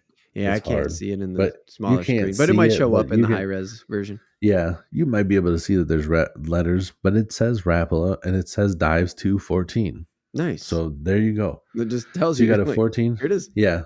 So we'll just hold them up so you can see. We're gonna go down the line. That's a DT 14. Little Mm-hmm. bit bigger, little bit bigger Mm-hmm. bait, little bit bigger body, Mm-hmm. bigger bill. Then we go to DT 10. Mm. Little bit smaller, body, Oh yeah, yeah. but the bill's smaller too. That Right. one's gonna dive to 10. It says Rapala dives to 10. Right. Then we go a little bit smaller still. Oh yeah. This one is you can see that the bill starts to change shapes a little bit around here. Like the other one, it literally just became like a smaller version. Yeah. This one, it actually like has a slight bend off of the face. It's Oh not like perfectly straight out. yeah. And this is a DT6. You can see it's a little bit thinner too. Yeah, It like catches it doesn't have that big like duck bill on it so much anymore. Or right. yeah, I guess duck bill's not the right word, but like scoop bill. Yeah, scoop bill is a good way to say it. But that's a DT6, so we're a little bit smaller. So you're dealing with the DT6. Now the funny thing is that like once you start getting shallower, Mm-hmm. like I was talking about before, we're getting fatter again. Yeah. Like this one, it's Whoa. hard to hold this up, but this one's fatter again. Yeah. And this one is a DT3. So that's a 3. This is a 6. This is a 6. Dang. That's a 3. So Yeah. it starts to go, but It's way chubbier. yeah. And I think they got DT4 now too. So you got all those Oh, different, okay. and then this one is actually part of the DT series as well. This one's a DT Fat, just called DT Fat. And it's a 1 foot. It's like right on the surface. Oh yeah, because that's the one you've been talking about where you just been. Yeah. Yep. So when you're talking beginners, definitely Rapala makes it the easiest to remember and know what you're dealing with because it literally tells you dives 214, dives 210. D2. Yeah. I got DT the DT stands for dash dives 7. 2, and I have a 14, 10, 6, 3, and 1 right here. I think they have a 4. And I probably have one someplace, but I didn't see it. but that's what I'm talking about. Like you can get that and each crankbait too. Like you can get these are the exact same thing. This one dives deeper than this one. So you look at the bill shape, but on the packaging, Right. they all say it. That one that we just had, Mm-hmm. The 13th. the 13 fishing. Yeah. This 13 fishing, it's kind of hard to see. It shows right there next to 60. It says 7 to 9 feet. Oh yeah. So they all say it. I think yours is lesser than that. I I think know it I is have too. some of the shorter diving ones, but I don't have it. But they're all going to tell you what they are, and some of them are more expensive than others. Even like the Rapalas with this one on the bottom Mm-hmm. says BX Brat 3, so you Okay. can see that one dives to 3 feet. All these other ones don't necessarily like say that stuff. They just have their symbols, so it kind of makes it a Mm-hmm. little bit shitty with some of them. The Storm Arashis do say Yeah, this because one's the that's also a 5. Rapala company. Right, So they. exactly. This one's the 5 and this one's the 10. So they're like, yeah, people like this. Put Yeah. No, it's a really good the idea. name I on don't see there. it anywhere on the 13, like I said, and you know. Yeah, Um. and like this one is the OG 6.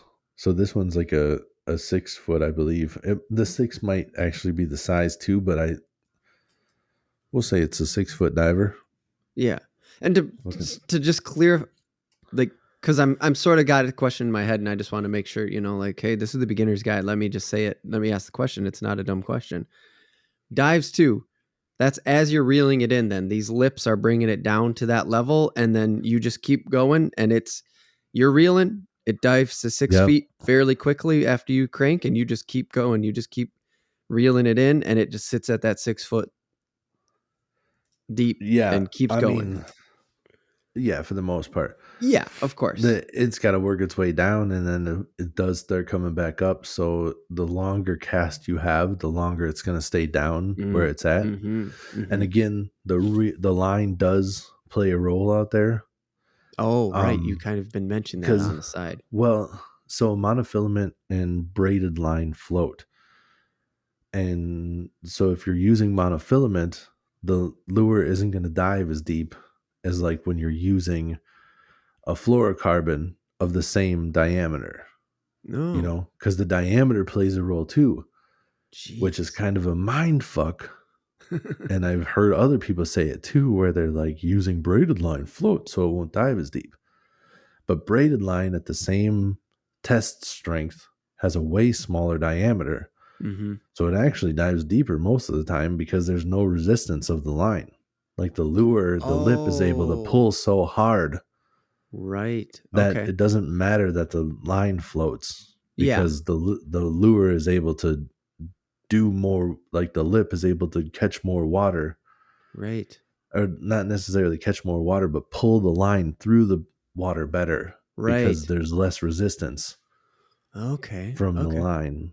So, but if you were using a really thick ass diameter, the braided line, fluorocarbon of the same diameter, I think would work. Dive deeper because it sinks.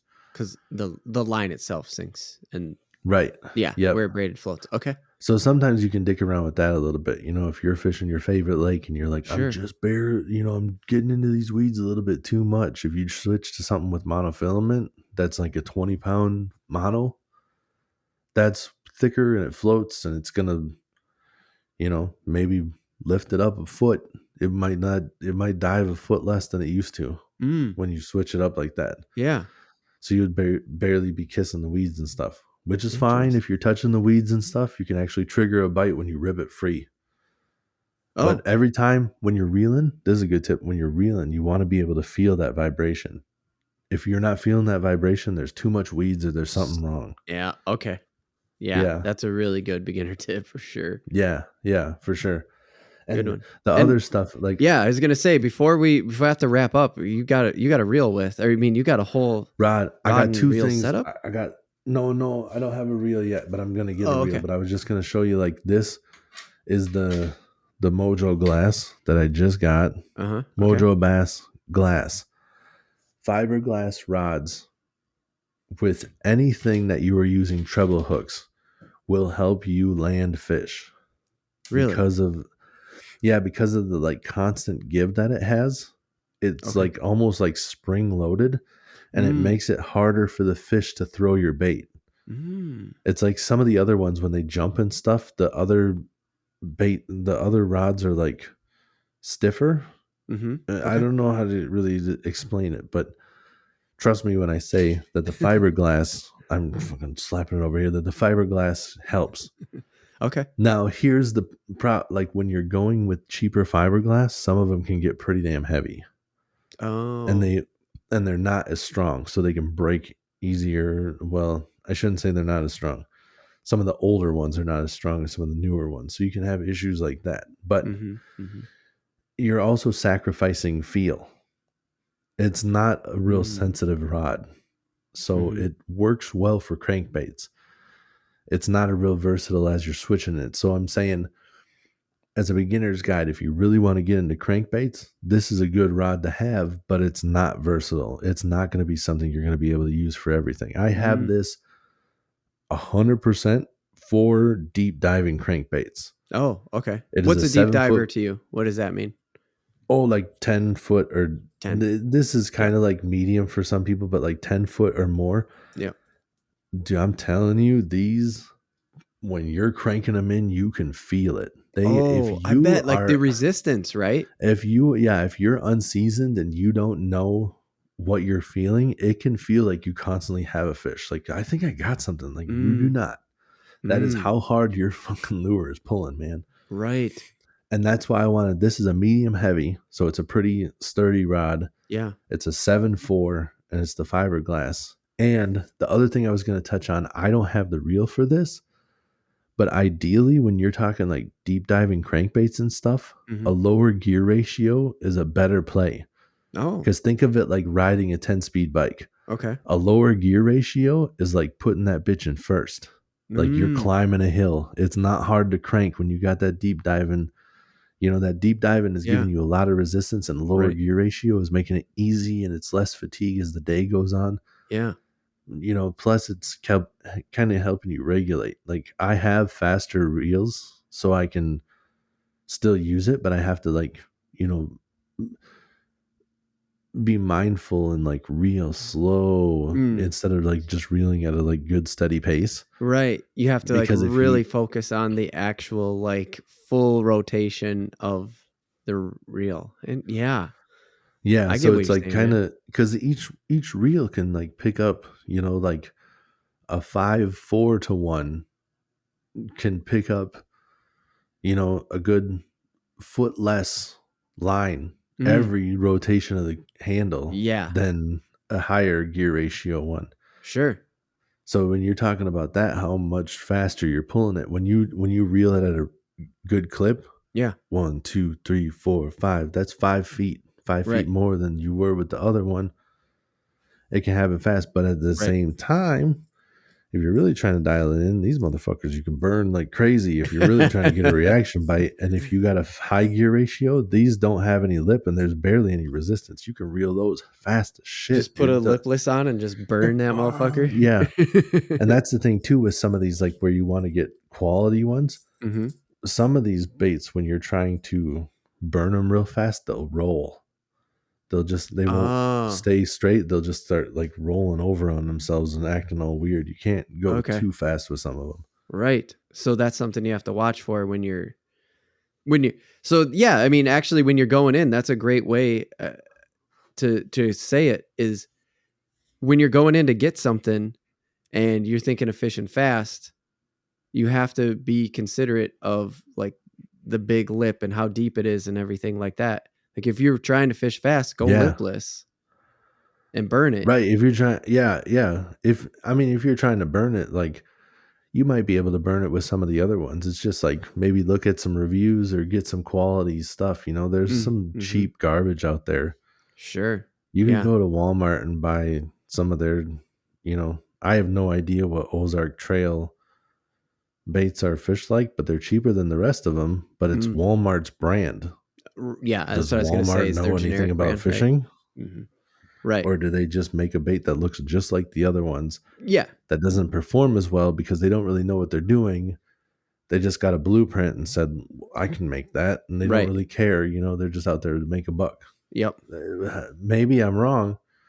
Maybe they do know what they're talking about, but I'm just saying, be careful. Look at your Yeah. reviews, try to figure it out. Because those ones where they're cheaper and they look exactly the same, you might be like, well, what's the difference? And then you crank it, and anything over like 3 miles an hour, it's like rolling over and you can't fish it as fast as you want to, Right. Right. that kind of stuff. Yeah. But that being said, crankbaits you can fish on virtually anything, Mm. but the deep diving ones do have so much force that there's certain rods and reels that are going to be really hard for you to use them on. But don't be Oh, scared if you want to okay. go out and try this stuff. You can get a deeper diving crankbait. You can get any of these square bills. You can go out and cast them on a spinning rod and reel Mm-hmm. setup. It'll work. You can use, nothing super fancy with a bait caster. It doesn't need to be a fiberglass rod that's Mm-hmm. a 7.4 with a nice gear ratio. Like you can play around with these. You can get around. You can use it on anything. Mm-hmm. I'm just talking like ideal situations. Sure. There's things made for this. The reel I'm looking at is a Abu Garcia, and it's called a winch. Like there, Yes. it's that's why it's named that. It's to help you be able to pull in these heavy, Yeah. these Yeah. high It's just like resistance style. I think about like a Jeep pulling itself up a rock Yeah, with this yeah, winch in the front. It's just yeah. slow And that don't go going, fast. but It it's just goes steady and it slow. works and it just Yep, keeps going.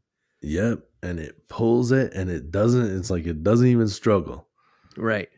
Like you and 20 dudes have a rope, and you're pulling like a motherfucker. You can't get it to go, but that winch is just like Yep. keep it Just going, going. going, going. Yeah. Just keep swimming. Just keep swimming. Nice. All right. Well, we gotta wrap this up. I feel like we could go a little longer. Is there? We didn't. You just you kind of touched on balsa wood quick.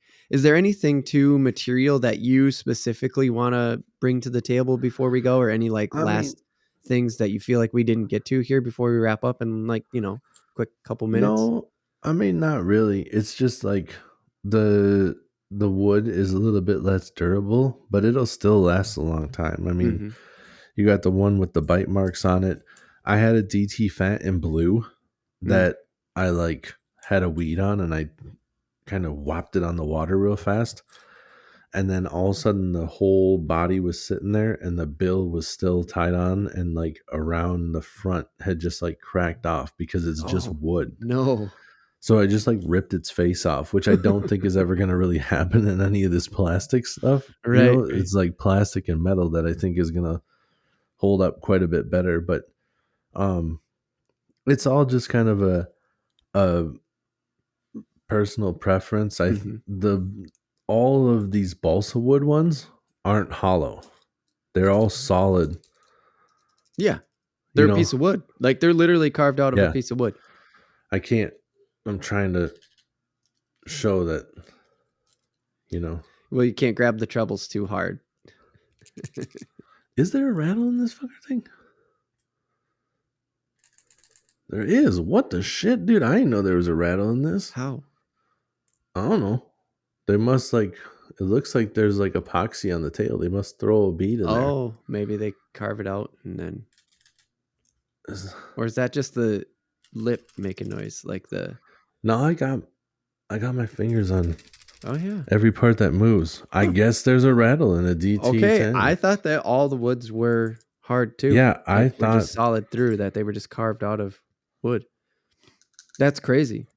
Is it like that the whole way down? One thing, well, you investigate that before we go. One thing I did want to say is there is, wood, which again, always solid. I mean, that we thought, like Oh, the 3 doesn't have a rattle.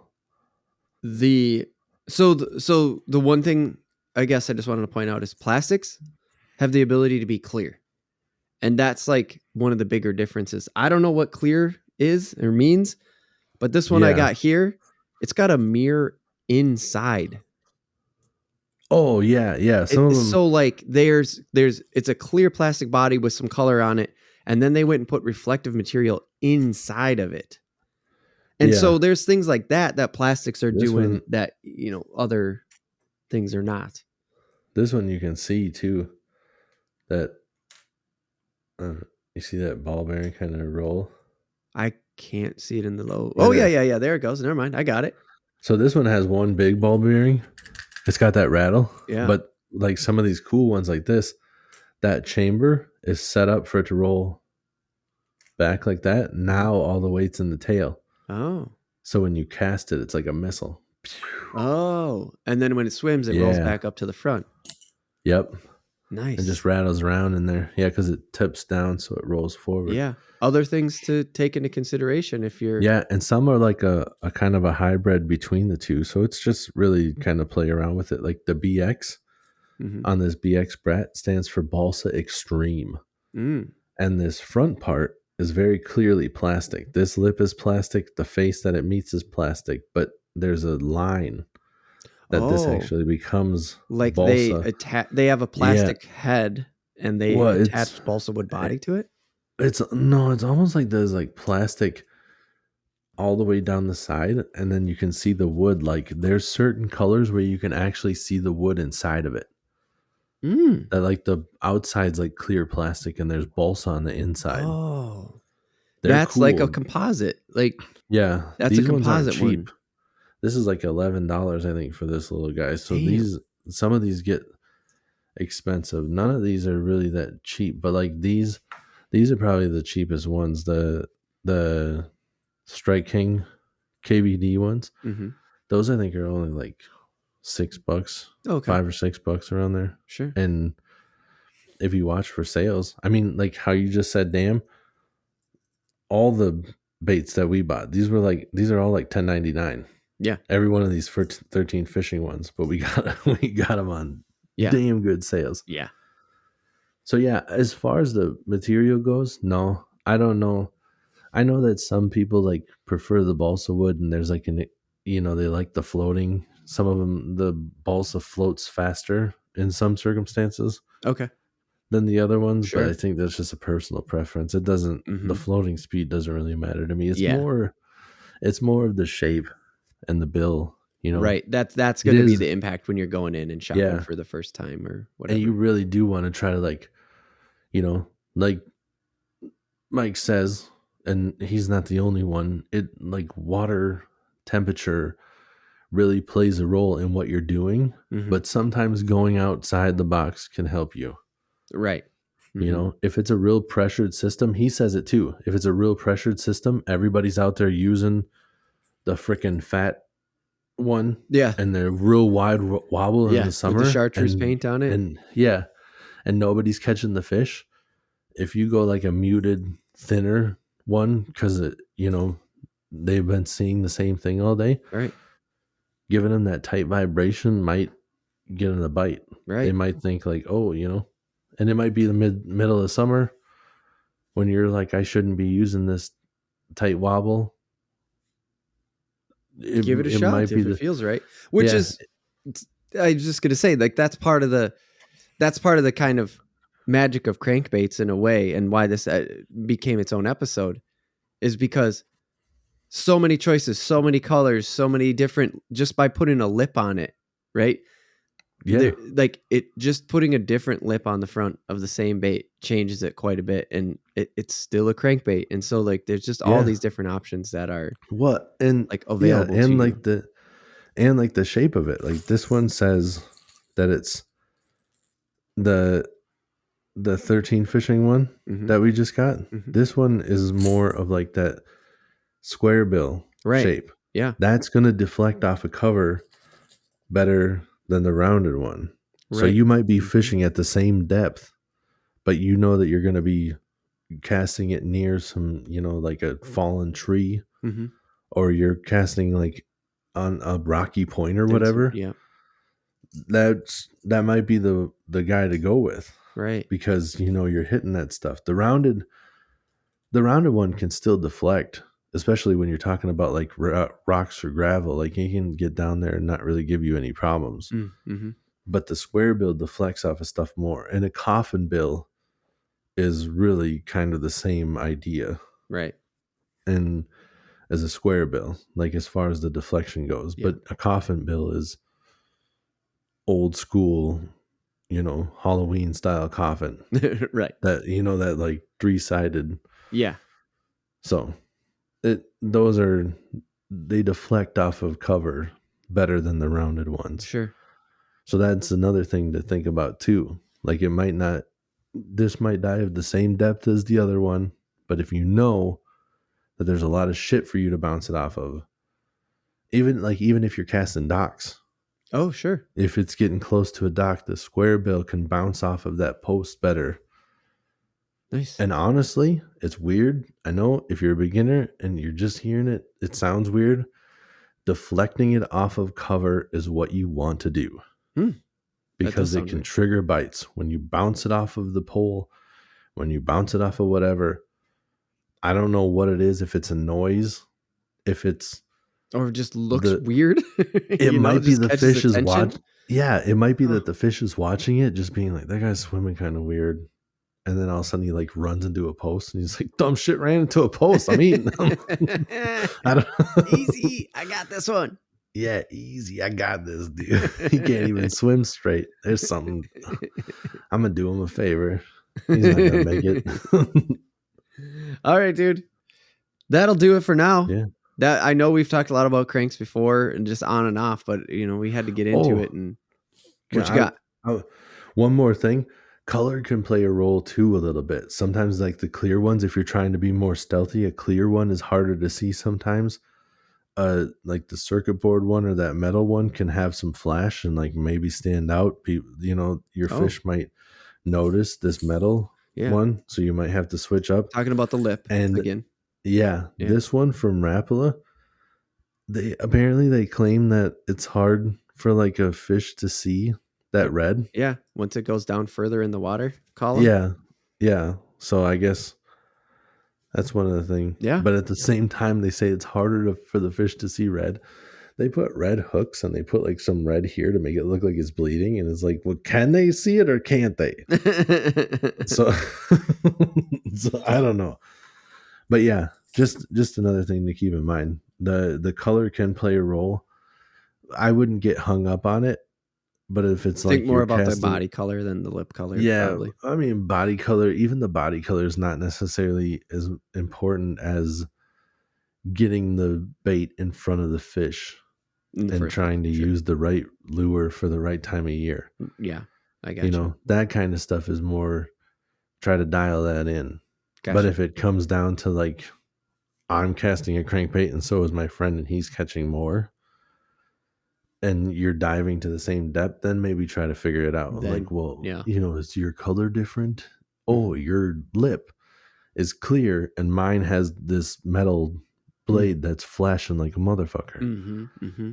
Maybe that's the difference. They don't want that aggressive flash. Sure. Who knows? Yeah. That's the beauty of fishing. Right. It's all it's all trial and error, man. Trying to dial You're out there and that's the success. Yep. All right, let's wrap it up.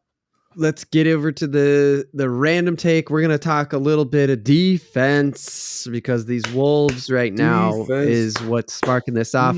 We're going to get into that in the random take, though. We got to shut this down on the fishing. Let's hit the break. Here we are, patreon.com/realaftv. That's right, patreon.com/realaftv, real like fish and reel. We are on Patreon, and we are coming to tell you, and by we, I mean me and Tim, Real AFTV podcast here, coming to you to say we have a Patreon as low as $1 a month, but hey, you could go up to $100 if you really wanted to get crazy with it. It's there. Go over to our website, realaf.tv. You can find the Patreon link right there, or go to Patreon and look us up, Real AFTV, Real Like Fish and Reel. And we have things like, for $50 a month, we will customize, what kind of tackle is it, Tim? We have some in the warehouse right now that we haven't actually ran out. A lure.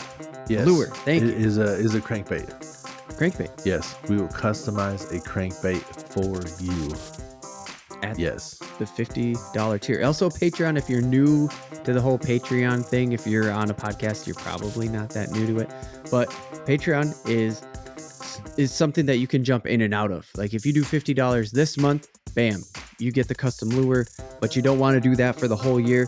You jump down to the $5 a month tier, where you're going to get early access content. You can help vote on the random take, one of the random takes for the month.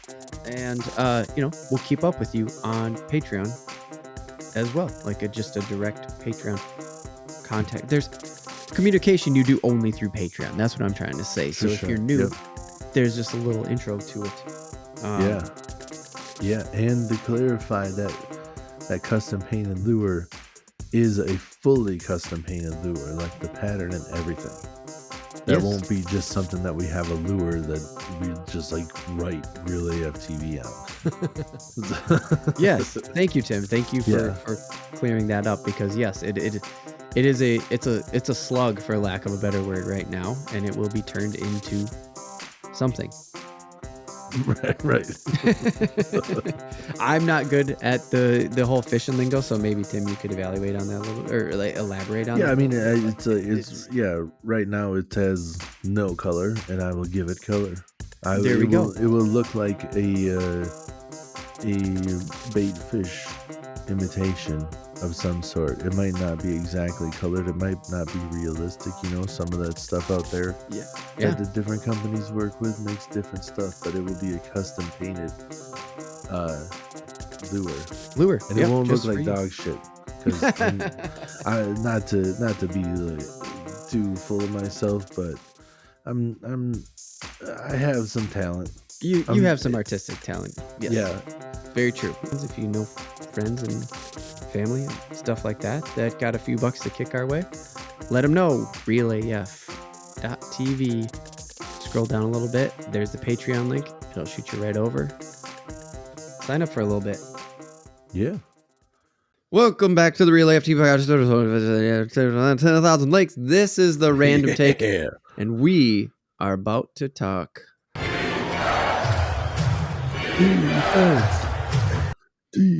defense. Tim, I'm sure you have so much to say about the Timberwolves. Oh shit. Right, yeah, dude. But before we do, I got to set this up a little bit for the people, because and the reason why I wanted to do it now is, like, we did a little pilot kind of thing, just like, hey, could we do this? Do we like have a, can we talk long enough? Do we have good conversation long enough on mic to kind of make a podcast work? We did this years ago, and I came up with the topic of like NFL versus NHL. Yeah. You being more of a basketball, you being a basketball person, me being more of a hockey person. Yeah. Oh, NBA. What did I say? I think you said NFL. Oh, I think I totally did. My bad. Yes. That's okay. I was like, NBA on your side, like NHL on my side. My bad. Yeah. And that's okay. And it was actually just really a conversation of how I'm getting sick of hockey trying to like take out the fights and like figure out hitting or something like that. And I'm not against, like, of course we need to stop fucking hitting people early so they break their necks on the boards. Like, that's ridiculous. Teach people how to hit each other. Right. That's step one, right? Yep. But I was I was starting to get annoyed with basketball in the sense of like, I didn't even see where the defense was anymore. Seeing these games just going to like 120, 130 or whatever. And I'm just like, okay, Yeah. basketball, Tim. This is pissing me off. What the fuck is going on? Remember the Bucks when they were Yeah. like, they won the Super Bowl and they're like, defense wins championships or whatever. When was that? Yeah. Early 2000s? The Tampa Bay Buccaneers. Yeah, I'm trying to think. Late 90s, early 2000s, right? Well, they did it. Did they do it with Brady or no? Didn't Yeah, he well, they switch to won Tampa Bay? one with Brady, but that didn't count. Yeah. No, early, yeah, like Warren Sapp years. That's what I was think they talking won. about, the Warren Sapp years. Yeah. When they were I saying want to defense say, wins championships. Yep. yeah. Yep. They've been saying that for years. It's not just that. It's Oh yeah, basketball but and like everything. that was the one Defense. that was the one that kind of like set me into like Yeah. not set me into defense mode. I've always loved defense, like hockey. I fucking think the goalie in hockey and soccer is just like that's the fucking craziest position you could ever Oh, purposely put yourself in. dude, soccer feels like the shootouts at the end of the game is like, what the fuck, dude? That's crazy. Right? Just that giant ass goal, and you're I going know. up against like the best dudes in the world. It's like all this guessing game. You just have to like try. You literally have the goal's so big. You have to guess well before he kicks it. Oh yeah. To just be like, You just have to guess. top right corner, and then they jump and they look stupid as shit too. That's gotta suck because they're jumping, and as they're like flying towards the corner, the ball goes that way, and they're Goes just the other direction. oh no. Yeah. No Soccer way, dude. goalies, world's best guessers. Yeah, pretty much. Where do they go after they retire? Oh, they go to the carnival game, the guess your weight, guess your age. They work that. Maybe tie with the best guessers for baseball, because I hear baseball is the same way, where you gotta guess what kind of pitch it is, because if you swing when you see the ball being thrown, it's too late. It's too late. You have to almost like start your swing. Too, right? Yeah, you have to start your swing like as he's like starting his throw, or you're not gonna hit it. It's pretty wild. Yeah. So you just got to guess where he's gonna go. Right. Both of them are like, best. What the fuck? Yeah, it's crazy. But anyways, defense. I didn't mean to like sidetrack us because the whole thing that I've had, for a few years now is just like, okay, hockey needs fights and they need to be hitting each other. And there's been this big push to, and I'm not super deep in it. So if you're really deep into hockey and you're like, look at this joker, it's like, okay, but from a casual consumer standpoint who lives in Minnesota, I live around hockey. I'm seeing the hockey scores go up now. And goalies' pads have like never been bigger. Goalies have never been more limber, and they're getting bigger too. Like you see, 6'5" dude playing goalie. It's like, yeah, okay. Right.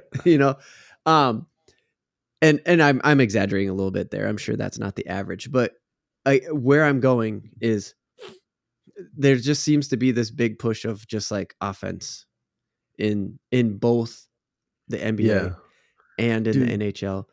And the way the Wolves have been playing this year, you just keep keep me up to date. You sent me this reel that just had this, they just showed him playing defense and it was just like, oh my God, they had little words on it. I can't explain it very well, but like it just showed the Wolves hustling to play defense. Yeah. Which I haven't seen that. The way they moved in that clip that I sent you. So, well, first off, I want to like ask, because I had a question about like the goalies and stuff. Oh yeah. Is there a rule on like the size of a guy? Like, is that legal? Could you get Shaq and just have him kneel in front of the goal? I feel like you couldn't get the puck past him. There's not as far as I know, there's no rule on the size of the guy, but goalies have to be so flexible and actually quick and nimble that like an ace would just find where Shaq's hole is. Like he can't fill the entire goal, you know? And they just know, Shaq can't move his Yeah. arms above his head really fast. And there's a hole right between his, you know. Do you think he couldn't though? I almost feel like maybe he could. I don't know, because Shaq does a lot of weird shit. You're right. He's so fucking big. I just feel like if he stood there with hockey pads on, he might legitimately block the whole goal.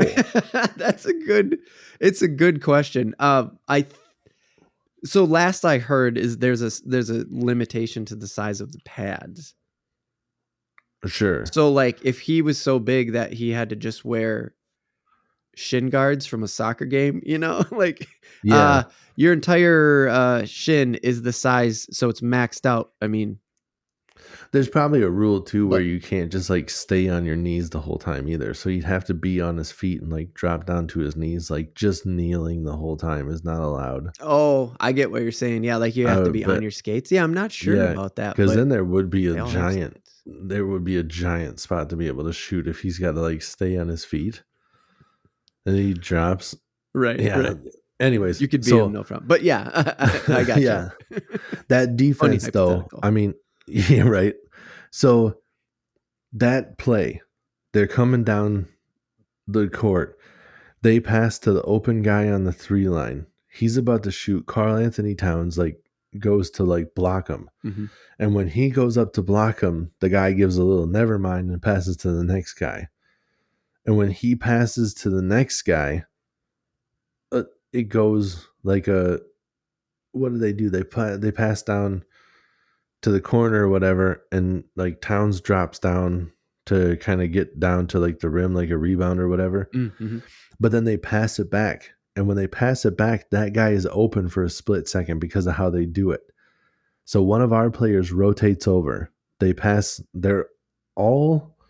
got 4 guys all the way around the 3-point line, and the one opposing of them, team to the Wolves, right? Or no, the Wolves. Yeah. Actually, no, they got 5 guys all the way around the outside. So you got one of our guys, they pass the ball. One guy rotates to him because they're like not on the, you got to rotate to fill in the gap. Right. So he rotates to him. They pass to the next guy. Our guy rotates to him. Pass to the next guy. Our guy rotates. Pass to the next guy. Our guy rotates. They all rotate beautifully. He tries to drive into the hoop. Towns gives like a little like kind of gets up in his face to like stop him from driving. So he tries to pass back out to the other guy on the 3-point line on the other side, like where it all started. Mm-hmm. And that's when Nikhil Alexander Walker runs in and like steals the ball. So it was like we literally moved crazy. In. Yeah, it's all about like getting contests in basketball. Most of the time you can't block them, but you got to get up in their face and not make it an easy shot and like, you know, put a hand in their face. Right. And each person contested perfectly while they passed the ball to the next guy. And every time it got to the next guy rotated over to contest. And then eventually we stole the ball. Yeah. And I'm watching that live, and I literally flew off the couch and screamed fucking beautiful. I was like, God damn it. I looked at Shane. God damn it. Knocked over my fishing rod and every fucking thing. I looked at my wife and I was just like, that was fucking textbook. That was the prettiest fucking thing I've ever seen. And then I didn't even seek it out. It just came across my feed. And I was like, oh shit, I got to send that to you. Yeah. It was like, I know we talked about amazing. You haven't seen good defense. And I was like, that is textbook. It does not get better than that play right there. Yeah. How everybody rotated and ended up with the steal. Like it wasn't, they didn't even get a fucking shot off. Like dude. I did not see that coming. Yeah. They didn't get a shot off. They moved the ball all the way around the hoop. Yeah. And never got a shot off because we contested every single shot and then stole the ball. It was so wild. Like I just saw like a shot clock violation coming out of that, or a real shit shot that we just rebounded right away and took down court. Yeah. That's what I didn't anticipate. Stole. I'm like, and then what? Well, and then the guys got out of position a little bit on the other side. So where we played great defense, I'm pretty sure that turned into a poster dunk on the other side for Edwards. Oh, really? Yeah, where he ran around Beal. Beal got out of position. KD came in to like block the shot, but KD like just got out of the way. He was like, I'm not ending up on a fucking poster, and just let Ant dunk it. But yeah, our team and the defense has been so stellar, and I love watching. That's a big reason that I loved KG, is Oh, because he was really? a defensive player, and yeah, he blocked shots like crazy. Yeah. Sometimes it was a little bit much, where he'd be swatting it into like the fifth, like 15th Yeah, row, that's right. That's right. and, Yep. Yep. and you're just like, that was sick, dude. But that was also, Little, we could have had a turnover little there. much. No chance when you out of bounds on us. But I do love watching you. Like, I still couldn't help myself. I wouldn't pop up and like lecture him like that. Right. He'd swat it away, and I'd just pop up off the couch like, get that weak shit out of here. Yeah, that's what I was gonna say. That's like some street ball, like oh type Oh shit, yeah, dude. dude. Yeah. That's what he was doing. I'm always yelling shit like, God, not in my house. That was my favorite too. Like, when I played ball, it feels good draining a shot. Like, when you hear the swish, Oh especially yeah, when like you got people around watching the game, yeah. and you fucking put that up and it's quiet That until sound, it just goes whoosh, and then you hear, yeah. right, And you're like, well, yeah, that feels good. right. But there's nothing to me that feels better than somebody going up and you just fucking swatting it out of there. Just Because get that's that weak shit out of here, that, dude. That's that man moment. It's not like I finessed the ball into a hoop. It's like, right, you tried to shoot and I fucking denied you, bro. right, right. Oh, get Oh. it out of here, dude. Yeah. and There, dude, the thing that I kicked it off with is like it just felt like scores kept going up and up and up and so high. Like, not to say that NBA Jam's a simulator or anything like that, but like I remember getting 100 points in NBA Jam and being like, you had to work for that. And then it was like yeah. every single and that being like sort of comparable for the time in the the mid 90s, late 90s. Like, I felt like when a team broke 100, got a 110 or something like that, like that was a high scoring game. And then all of a sudden I'm seeing like Yeah. 108s and 110s, and they're just scrolling across on the ticker Well, on the news, and I'm like, what the fuck is going on? yeah, Are people just getting better? people put up a lot more three balls too. And Mm, you got like way more mm. people that can shoot them now. In Yeah, years yeah. So past, this a is just a 7-footer would never go out to the 3-point line. Now, 7-footers shooting the three ball all over the place. mm-hmm. And we got two of them on our team. Right. Nas Reed and Karl Anthony Towns are draining threes like crazy. Nice. And they're both 7-footers. That Victor Wembanyama that just came in the league, Yeah. that dude's 7'4" and he can shoot the three. Dang, dude. It's crazy. That was never a 7'4" guy back in the day was there to dunk Yeah. and Well, I miss mean, look free at Shaq. throws. Couldn't make a fucking free throw. That's what I'm talking about. Just to bring it back They to the couldn't. Shaq thing. Yeah, they couldn't shoot. Karl Anthony Towns is a great free throw shooter. Nice. Nas is not bad, but I mean, Karl Anthony Towns he won the fucking 3-point contest. Not this year, but a couple of years But he's ago. been, really. Yeah. Damn, So they dude. had the best 3-point shooters in the league all had a competition, and Towns won. Right. As Yeah. a 7-footer. Nice. Yeah, it's crazy, man. Yeah. But So it's I not think just that's where defense falling off, but like right. you've also been But telling it me that the is. Wolves. Oh, sorry. Go ahead. Well, it is. Defense has been falling off too, because it's like people aren't getting out and trying to contest those three balls. It's a lot of running and stuff. It's like people are just kind of allowing it. Like, they're getting close, but I mean, dick faces like James Harden will like go out to like play some defense. He's so good at just mixing that in with him. He'll go out like on the 3 line and somebody will go shoot. And I've seen times where he's like kind of puts up his hand like he's playing like ball against like grade school, like you would do on the driveway. Yeah. Like, they're going to shoot and you kind of just like put your hand up half-assly and then turn around to try to get the rebound instead of like actually trying to stop it. Yeah. To just be like, right. I hope you missed this. Yeah. And it's playing like, the percentage almost, right? Like, Yeah, Yeah, it's a 3-pointer. Probably not going to make it. I mean, there's like a 43% chance, and that's fuck them. right. But if you get in their But face, you take that and 43% down even further. I think it's actually quite a bit higher than that when you don't contest. Yeah. These guys are the best basketball players in the world, and if you don't get in their face, like most of the time when you give somebody a wide open look at a three, they drain it. Mm-hmm. Especially, when Okay. they're known for being like good 3-point shooters. Like you give Steph Curry a wide open three, he's probably not missing it. Sure. But if you contest it, if you make him jump a little bit awkwardly where it's not like a perfectly, Yeah. planted stance, he's found the seam on the basketball. Yeah. He has to catch it awkwardly or throw it up, or you get in his face, even put a hand up so he can't see the hoop perfectly. Right. Yeah. That Because you don't there's have a some clear guys, view of the hoop yeah, and the backboard and yeah, everything. You got to take a little bit of a blind thing. It's going to lowers your percentage right away. Yeah. I totally get it. yeah. So, I mean, that's a big deal of trying to just, get in people's faces and stuff and Right. try to stop them. And even when you're not blocking a shot or whatever, like Rudy Gobert, Mm-hmm. I didn't know him real well, except for knowing that he was like the defensive player of the year and he got a lot of blocks. Mm-hmm. He gets so many, it's not on the stat sheet, but what you would call never minds.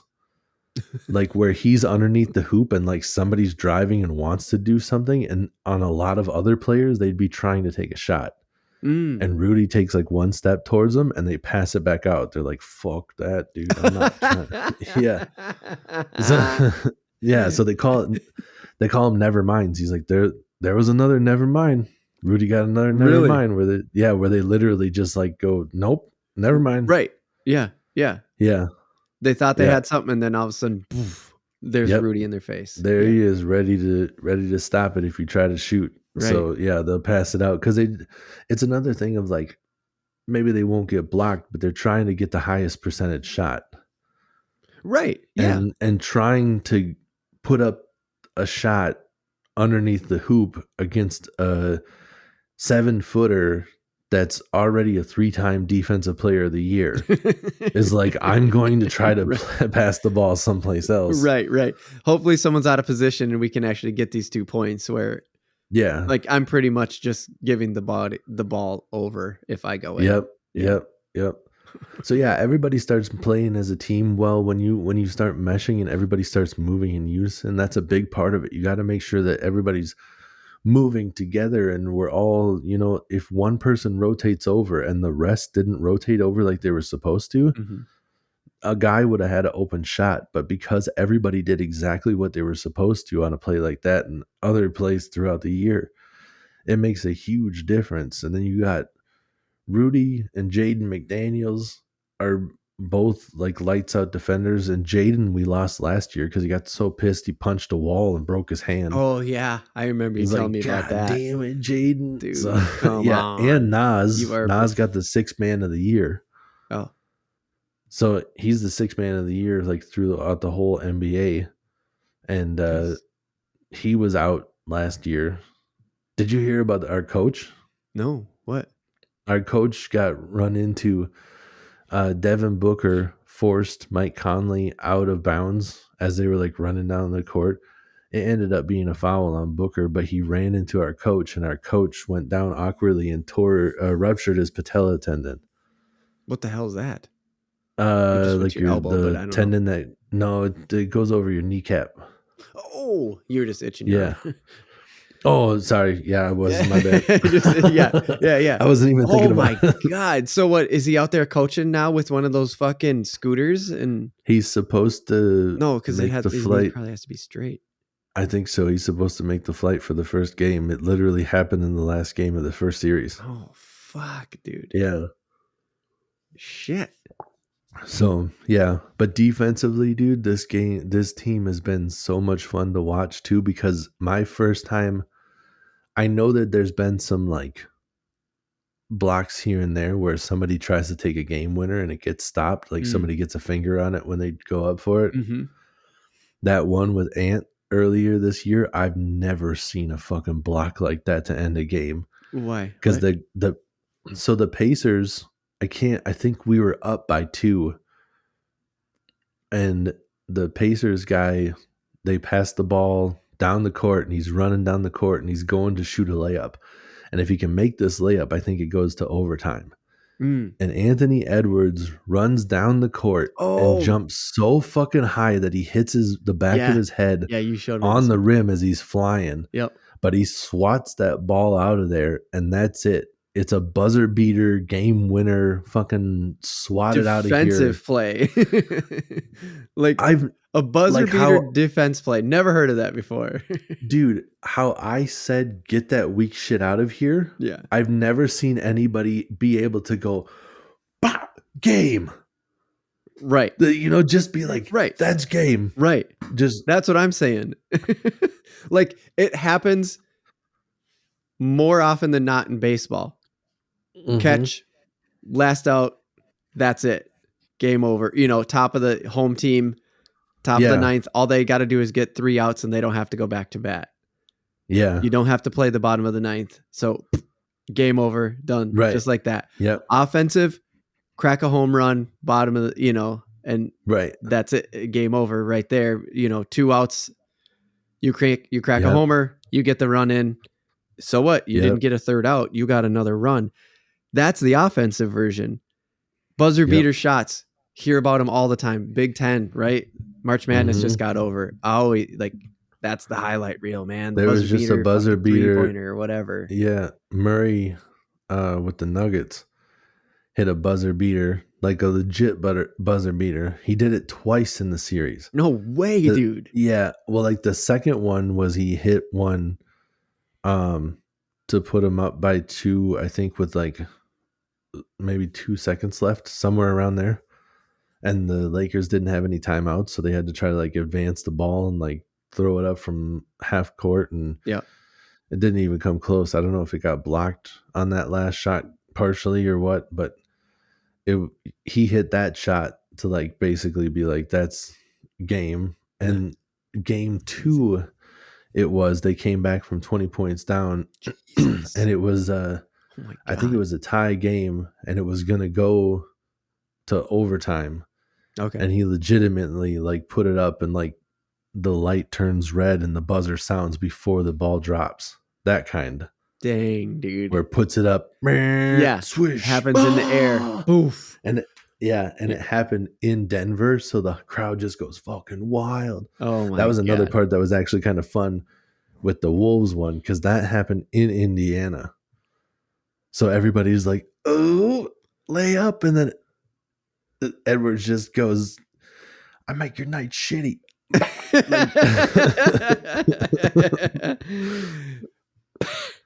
Game over, bitches. Just Game over. Swats it out of there. Thanks for playing. Yeah, I remember you sent me that one too. I was like, what? Holy shit, dude. Yeah. That was amazing. I mean, just the blocks all the time. People are trying to go in. Booker tried to, dunk. It wasn't going well for the Suns in game 4. Mm-hmm. And it seemed like he was trying to get like the crowd back into it a little bit. So he goes for a dunk, but he wasn't like, didn't have position on anybody, and he can't jump as high as Edwards and stuff. So he goes for it. Edwards just fucking goes, no. He just blocked a dunk. Yeah. Just dude trying to dunk, and he just goes, no, sir. You're not dunking on me. He's just like, I don't know. We're gonna get back into the Wolves here for a little bit though, but that right there is why hits need to keep happening in hockey. That's why fights have to happen in hockey, in my opinion, because when that was the equivalent of a hockey fight, in my opinion, or at least a real good slam against the boards or a open ice hit. Like the next time that person's running with the puck, I'm open ice and I'm flat that motherfucker out, because they have too much momentum. The crowd's on their side, right? They're constantly getting the puck. They're moving. They're just synced up right now. And then you flatten that one motherfucker who you can see leading the charge, changes the pace of everything, dude. It totally fucks so up many the groove. so many times throughout the year. That's happened with the Wolves. Yeah. Where they're, people are coming in, they're gaining a little bit of momentum. We're not making shots. And they're just like, here's our opportunity. And we steal the ball or we swat it away and we just go, nope. I know we're not shooting the ball well. I know you're getting back into this game a little bit because we're not making shots, but we're just going to stop you from scoring now. Like that's what it just feels like a lot. Like they were all talking about like this high-powered Suns offense. That what are we going to do about it? The first 3 games we held them under 100 points every game. Yeah, and that's the part that I was gonna say is like you keep telling me about that. You're like, man, but the Wolves, because I know you would tell me, and I'm just like, yeah, and I know, and I'm seeing the Clippers game go by at 112, 115, you know, all this whatever. Yeah, and you're like, dude, but these Wolves, man, you see these scores, they're under 100 points a lot of the time. Yeah. I'm like, god damn. I would send you clips all throughout the year. I'm like, if you want to see defense, you watch our team. We are the number 1 defense in the league, and it's not even close. Like statistically, across the board. Yeah, is it? It's not even close. Yeah. Yeah, we're stopping everybody. Everybody's fucking awesome. We're holding so many different teams to under 100 points or right around. Yeah. And that doesn't happen to most teams. Right. Like you were saying, it's like 120 to 130, 110 to 120. Yeah. Like shit like that. Right. And it does happen with us sometimes. People are making baskets. There's sometimes you can't stop them. That's what was happening to us when we played the Suns during the regular season. Right. We'd play great defense and they were shooting lights out. Like they just wouldn't miss every time they played us. Like even some of their beat writers are like, our team for whatever reason can't miss when we play the Wolves. Like they would just shoot lights out. And they were just like, they're surprised, right? I mean, they're not like, it wasn't a brag thing. It was just like, I don't know what it is about Minnesota, but when they come to town, we just fucking. But that's what was driving me so nuts about like everybody talking shit once we lost that final game of the season to the Suns. Right. They're just then everyone went, oh, now we got to fucking probably going to have to face them in the playoffs and shit on us. Oh, no, we for sure were facing them in the playoffs. Oh, we knew that already We knew immediately, and so many people were like not hanging their heads and just being like, well, maybe I don't like this matchup. So many people would just go, that's the season. It was fun while it lasted. Yep. And I was like, it's not even started yet. Right. And I knew that with our defense, I'm not saying for sure we were going to win. I didn't know we were going to. No, but you had the confidence in like. I had the confidence of like, I was like, we're all, and I was like, we're young, and not like we didn't play hard during the season, but the playoffs are a different animal. Every single one of our players will play as hard as they can, right, every single night, right, and they're just going to wear them down, and. Shit happened every game. It was a close game at halftime, and the second half we just stopped them from scoring. Yeah, and it just it was awesome every single night. That's so cool. Because I didn't watch it. I just got I got the highlights, and you texted me and stuff. Because like we said before we even started the podcast, like it's fucking Phoenix tip off times. Nah, not for me. I'm already sleeping. I'm out, dude. So I'd get up in the morning and I'd see your update and see the highlights on the news in the morning. And I was like, dude, I technically got a birthday win because that one that was on Friday night didn't end until like 12:30 in the morning. Right. Which was like, God damn, dude, that's so crazy. Do you ever think about what it's like too to live over on the East Coast? Oh, dude, are they only an hour ahead of us or hour behind us? Yeah, they're East Coast is an hour ahead of us. Yeah, so it would have been 1:00 their time if you were. Yeah, 1:30 is when it ended. Fuck for them. Dude. That's nuts. That sucks. The game didn't even start till 10:30 for them. Right. Which is just crazy. Damn, dude. Yeah, I'm trying to I normally get to bed around that. I try to get to bed earlier than that most nights. But that's also because Phoenix doesn't have daylight savings time either. Like Arizona doesn't do daylight savings time, so it fucks it all up. They don't? Right? They don't. I didn't know that. Yeah, our server used to be so at work we had a cloud server that used to be in Arizona. So they set it to just pick up the local time, and I'm like, fucking A. The time changes are so crazy when it comes to sports. I was thinking about that with the West. The West are 2 hours different than us, the West Yeah. Coast. Uh-huh. So those guys, like, college ball starts at 11 o'clock here. Those Yeah. motherfuckers got games starting at 9 in the morning. Yeah. That's nuts. Yeah, dude, they got to get up early.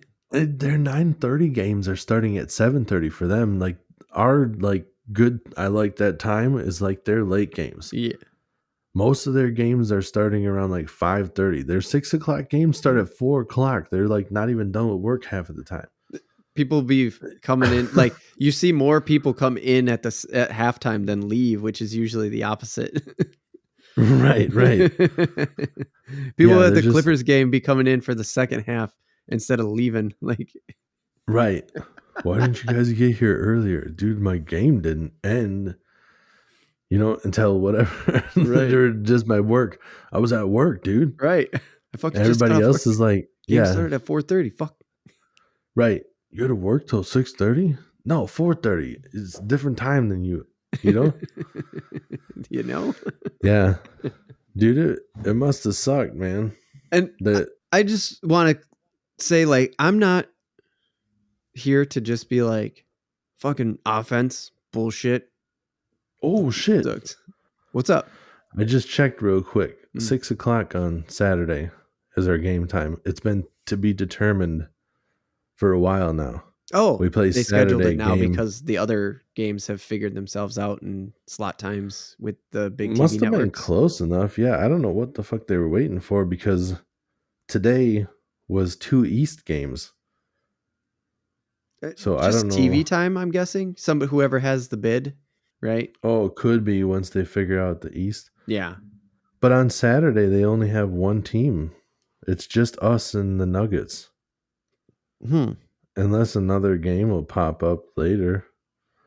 Maybe. Or because of the way, I don't know. But both of the Knicks won the series tonight and Pacers won the series. So their 2 series are over. So I don't know. There's no East game on Saturday. But maybe they had to plan for that, though, in case they did. Yeah, I don't know. Tomorrow, game they 6. had to leave it open in case one of those guys brought it into the last game. Oh, I guess. You know that what I could mean? have So been. they had to leave the slots East, open. That makes sense. Those 2 East ones probably would have been on Saturday if they wouldn't have been moving on to the both if moving they on wouldn't to have, the next round. Yeah, if they wouldn't have slammed it tonight, right? Or closed it up. One of those games, that's a good point. One of those games probably would have been Saturday, but both of those series ended tonight. Right. And so they had to leave the slots open for the East Coast guys. Yeah. That's probably what it was. Yeah. So, So anyways, I was saying, I don't want to make it sound like I'm shitting on offense because obviously, like, that is more often the fun thing to watch. But the reason why I specifically brought,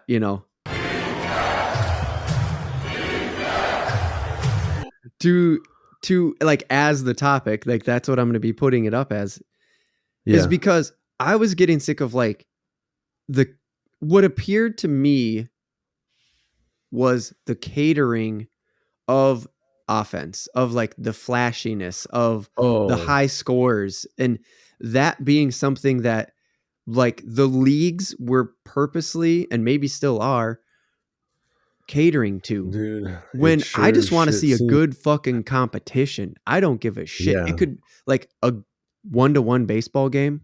Love it. A hockey game that ends in a 1-0. I'm in. Yeah, dude. I like defense when you get to watch your team play it. Like, I don't know if I would necessarily like to watch defense if it was like 2 teams I didn't care about as much. I think I prefer. Yeah. I think my favorite to watch is like people dunking on people, but like people blocking shots and stuff too is cool. So like if you're, that rotation and stuff, if you're moving well without the ball, I like that stuff too. So it's all exciting to me. The only part, like how you're talking about the league catering, it definitely feels like it's sometimes with how they call the fouls. Dude, they're blowing the whistle every time there's a little bit of contact, and some of the guys out there are taking full advantage of it and flopping and being like really playing selling soccer it. Out there. Dude, it seems like it. And it's like when they get rewarded for selling it. And Anthony Edwards does not get the foul calls he should because he's not a bitch. That's another reason he's my favorite player, because when he gets fouled, he'll yell, "Hey!" But he doesn't go like that, and he doesn't exaggerate it to get the attention of and everybody. he doesn't do any dirty bullshit like nice, Booker. nice. And there was parts where he was like trying to box out Rudy, and there was one part where he just like stepped to the side when Rudy kind of like moved his arm over, and as soon as Rudy's hand touched Booker, like Booker was literally waiting for the hand to touch him, and as soon as the hand touched him, he like moved over to the side a little bit so he knew Rudy wasn't there anymore, and like jumped backwards. So he made it look like Rudy kind of threw him, but it was just him doing bullshit to get a foul call because they couldn't beat us legitimately. So it's dumb bullshit like that that makes the players have to play further away from the offensive player, because if you even get close to them, they're blowing your whistle. Right. So it's stuff like that, and they're trying to get rid of that a little bit because they are you can get a technical called on you for flopping, and there can be fines, but they don't do it a lot. Like it's got to be it's got to be like a blatant flop, super obvious, blatant, and like not an over exaggerated. Like if there's a hint of a real foul and they exaggerate it, they still let it slide. And it's that I can't stand it. And I would love to sit down with some of the refs and just be like, can you explain to me why that one was a foul? Because there's let times them play, that man. Let them play. Dude, there's ones where they're just like, whoever initiates the contact is what's important. And an offensive player will be driving down the court and the defensive player will be in proper position. And the offensive player will turn right into him, put his shoulder down, hit him with his shoulder, and then jump backwards and shoot the ball. And they'll call the foul on the defender.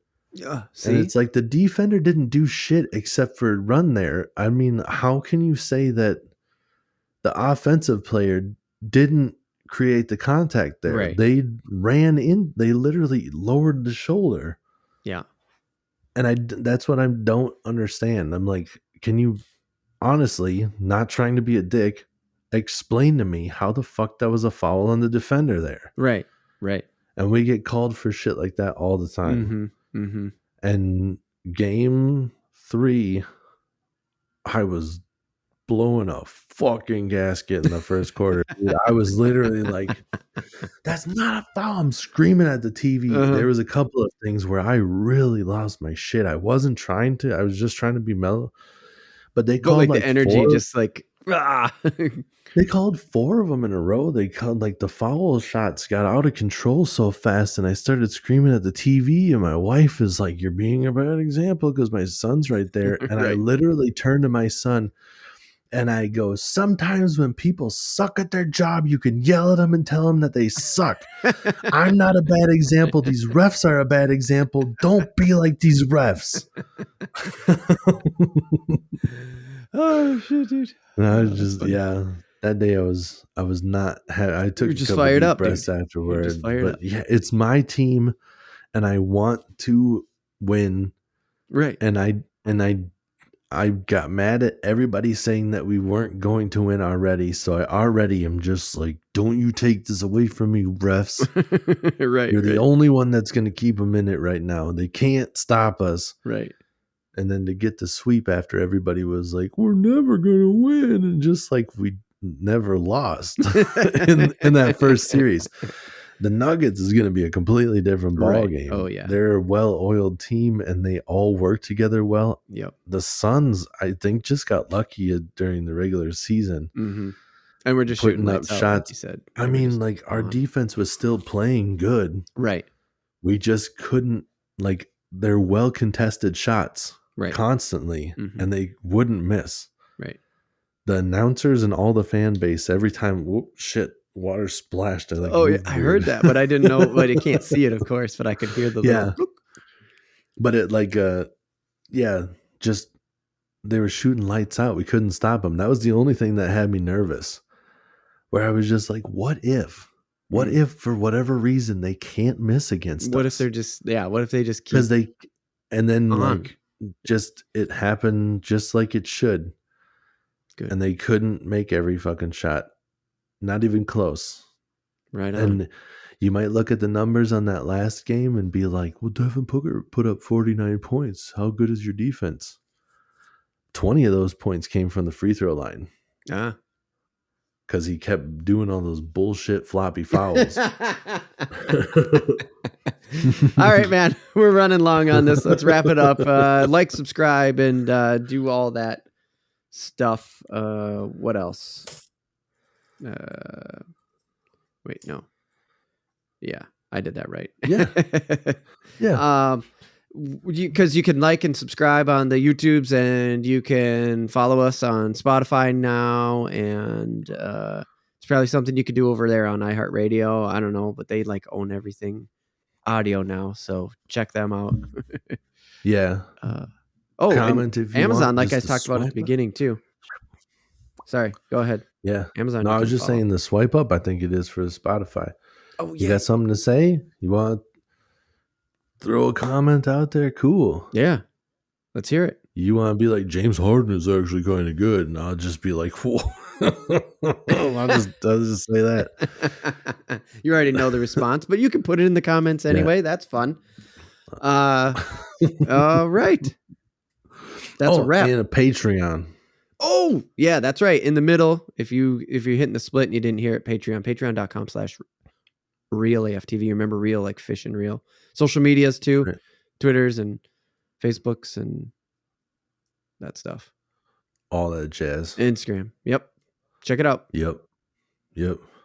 Just look up Real AFTV with the fish and reel. Remember, 2 E's in the middle. 2 E's. 2 E's in the middle. Yeah. And that's it. You want to hear some random inside baseball? Yep. Been getting updates lately that fake updates telling us that we violated protocol.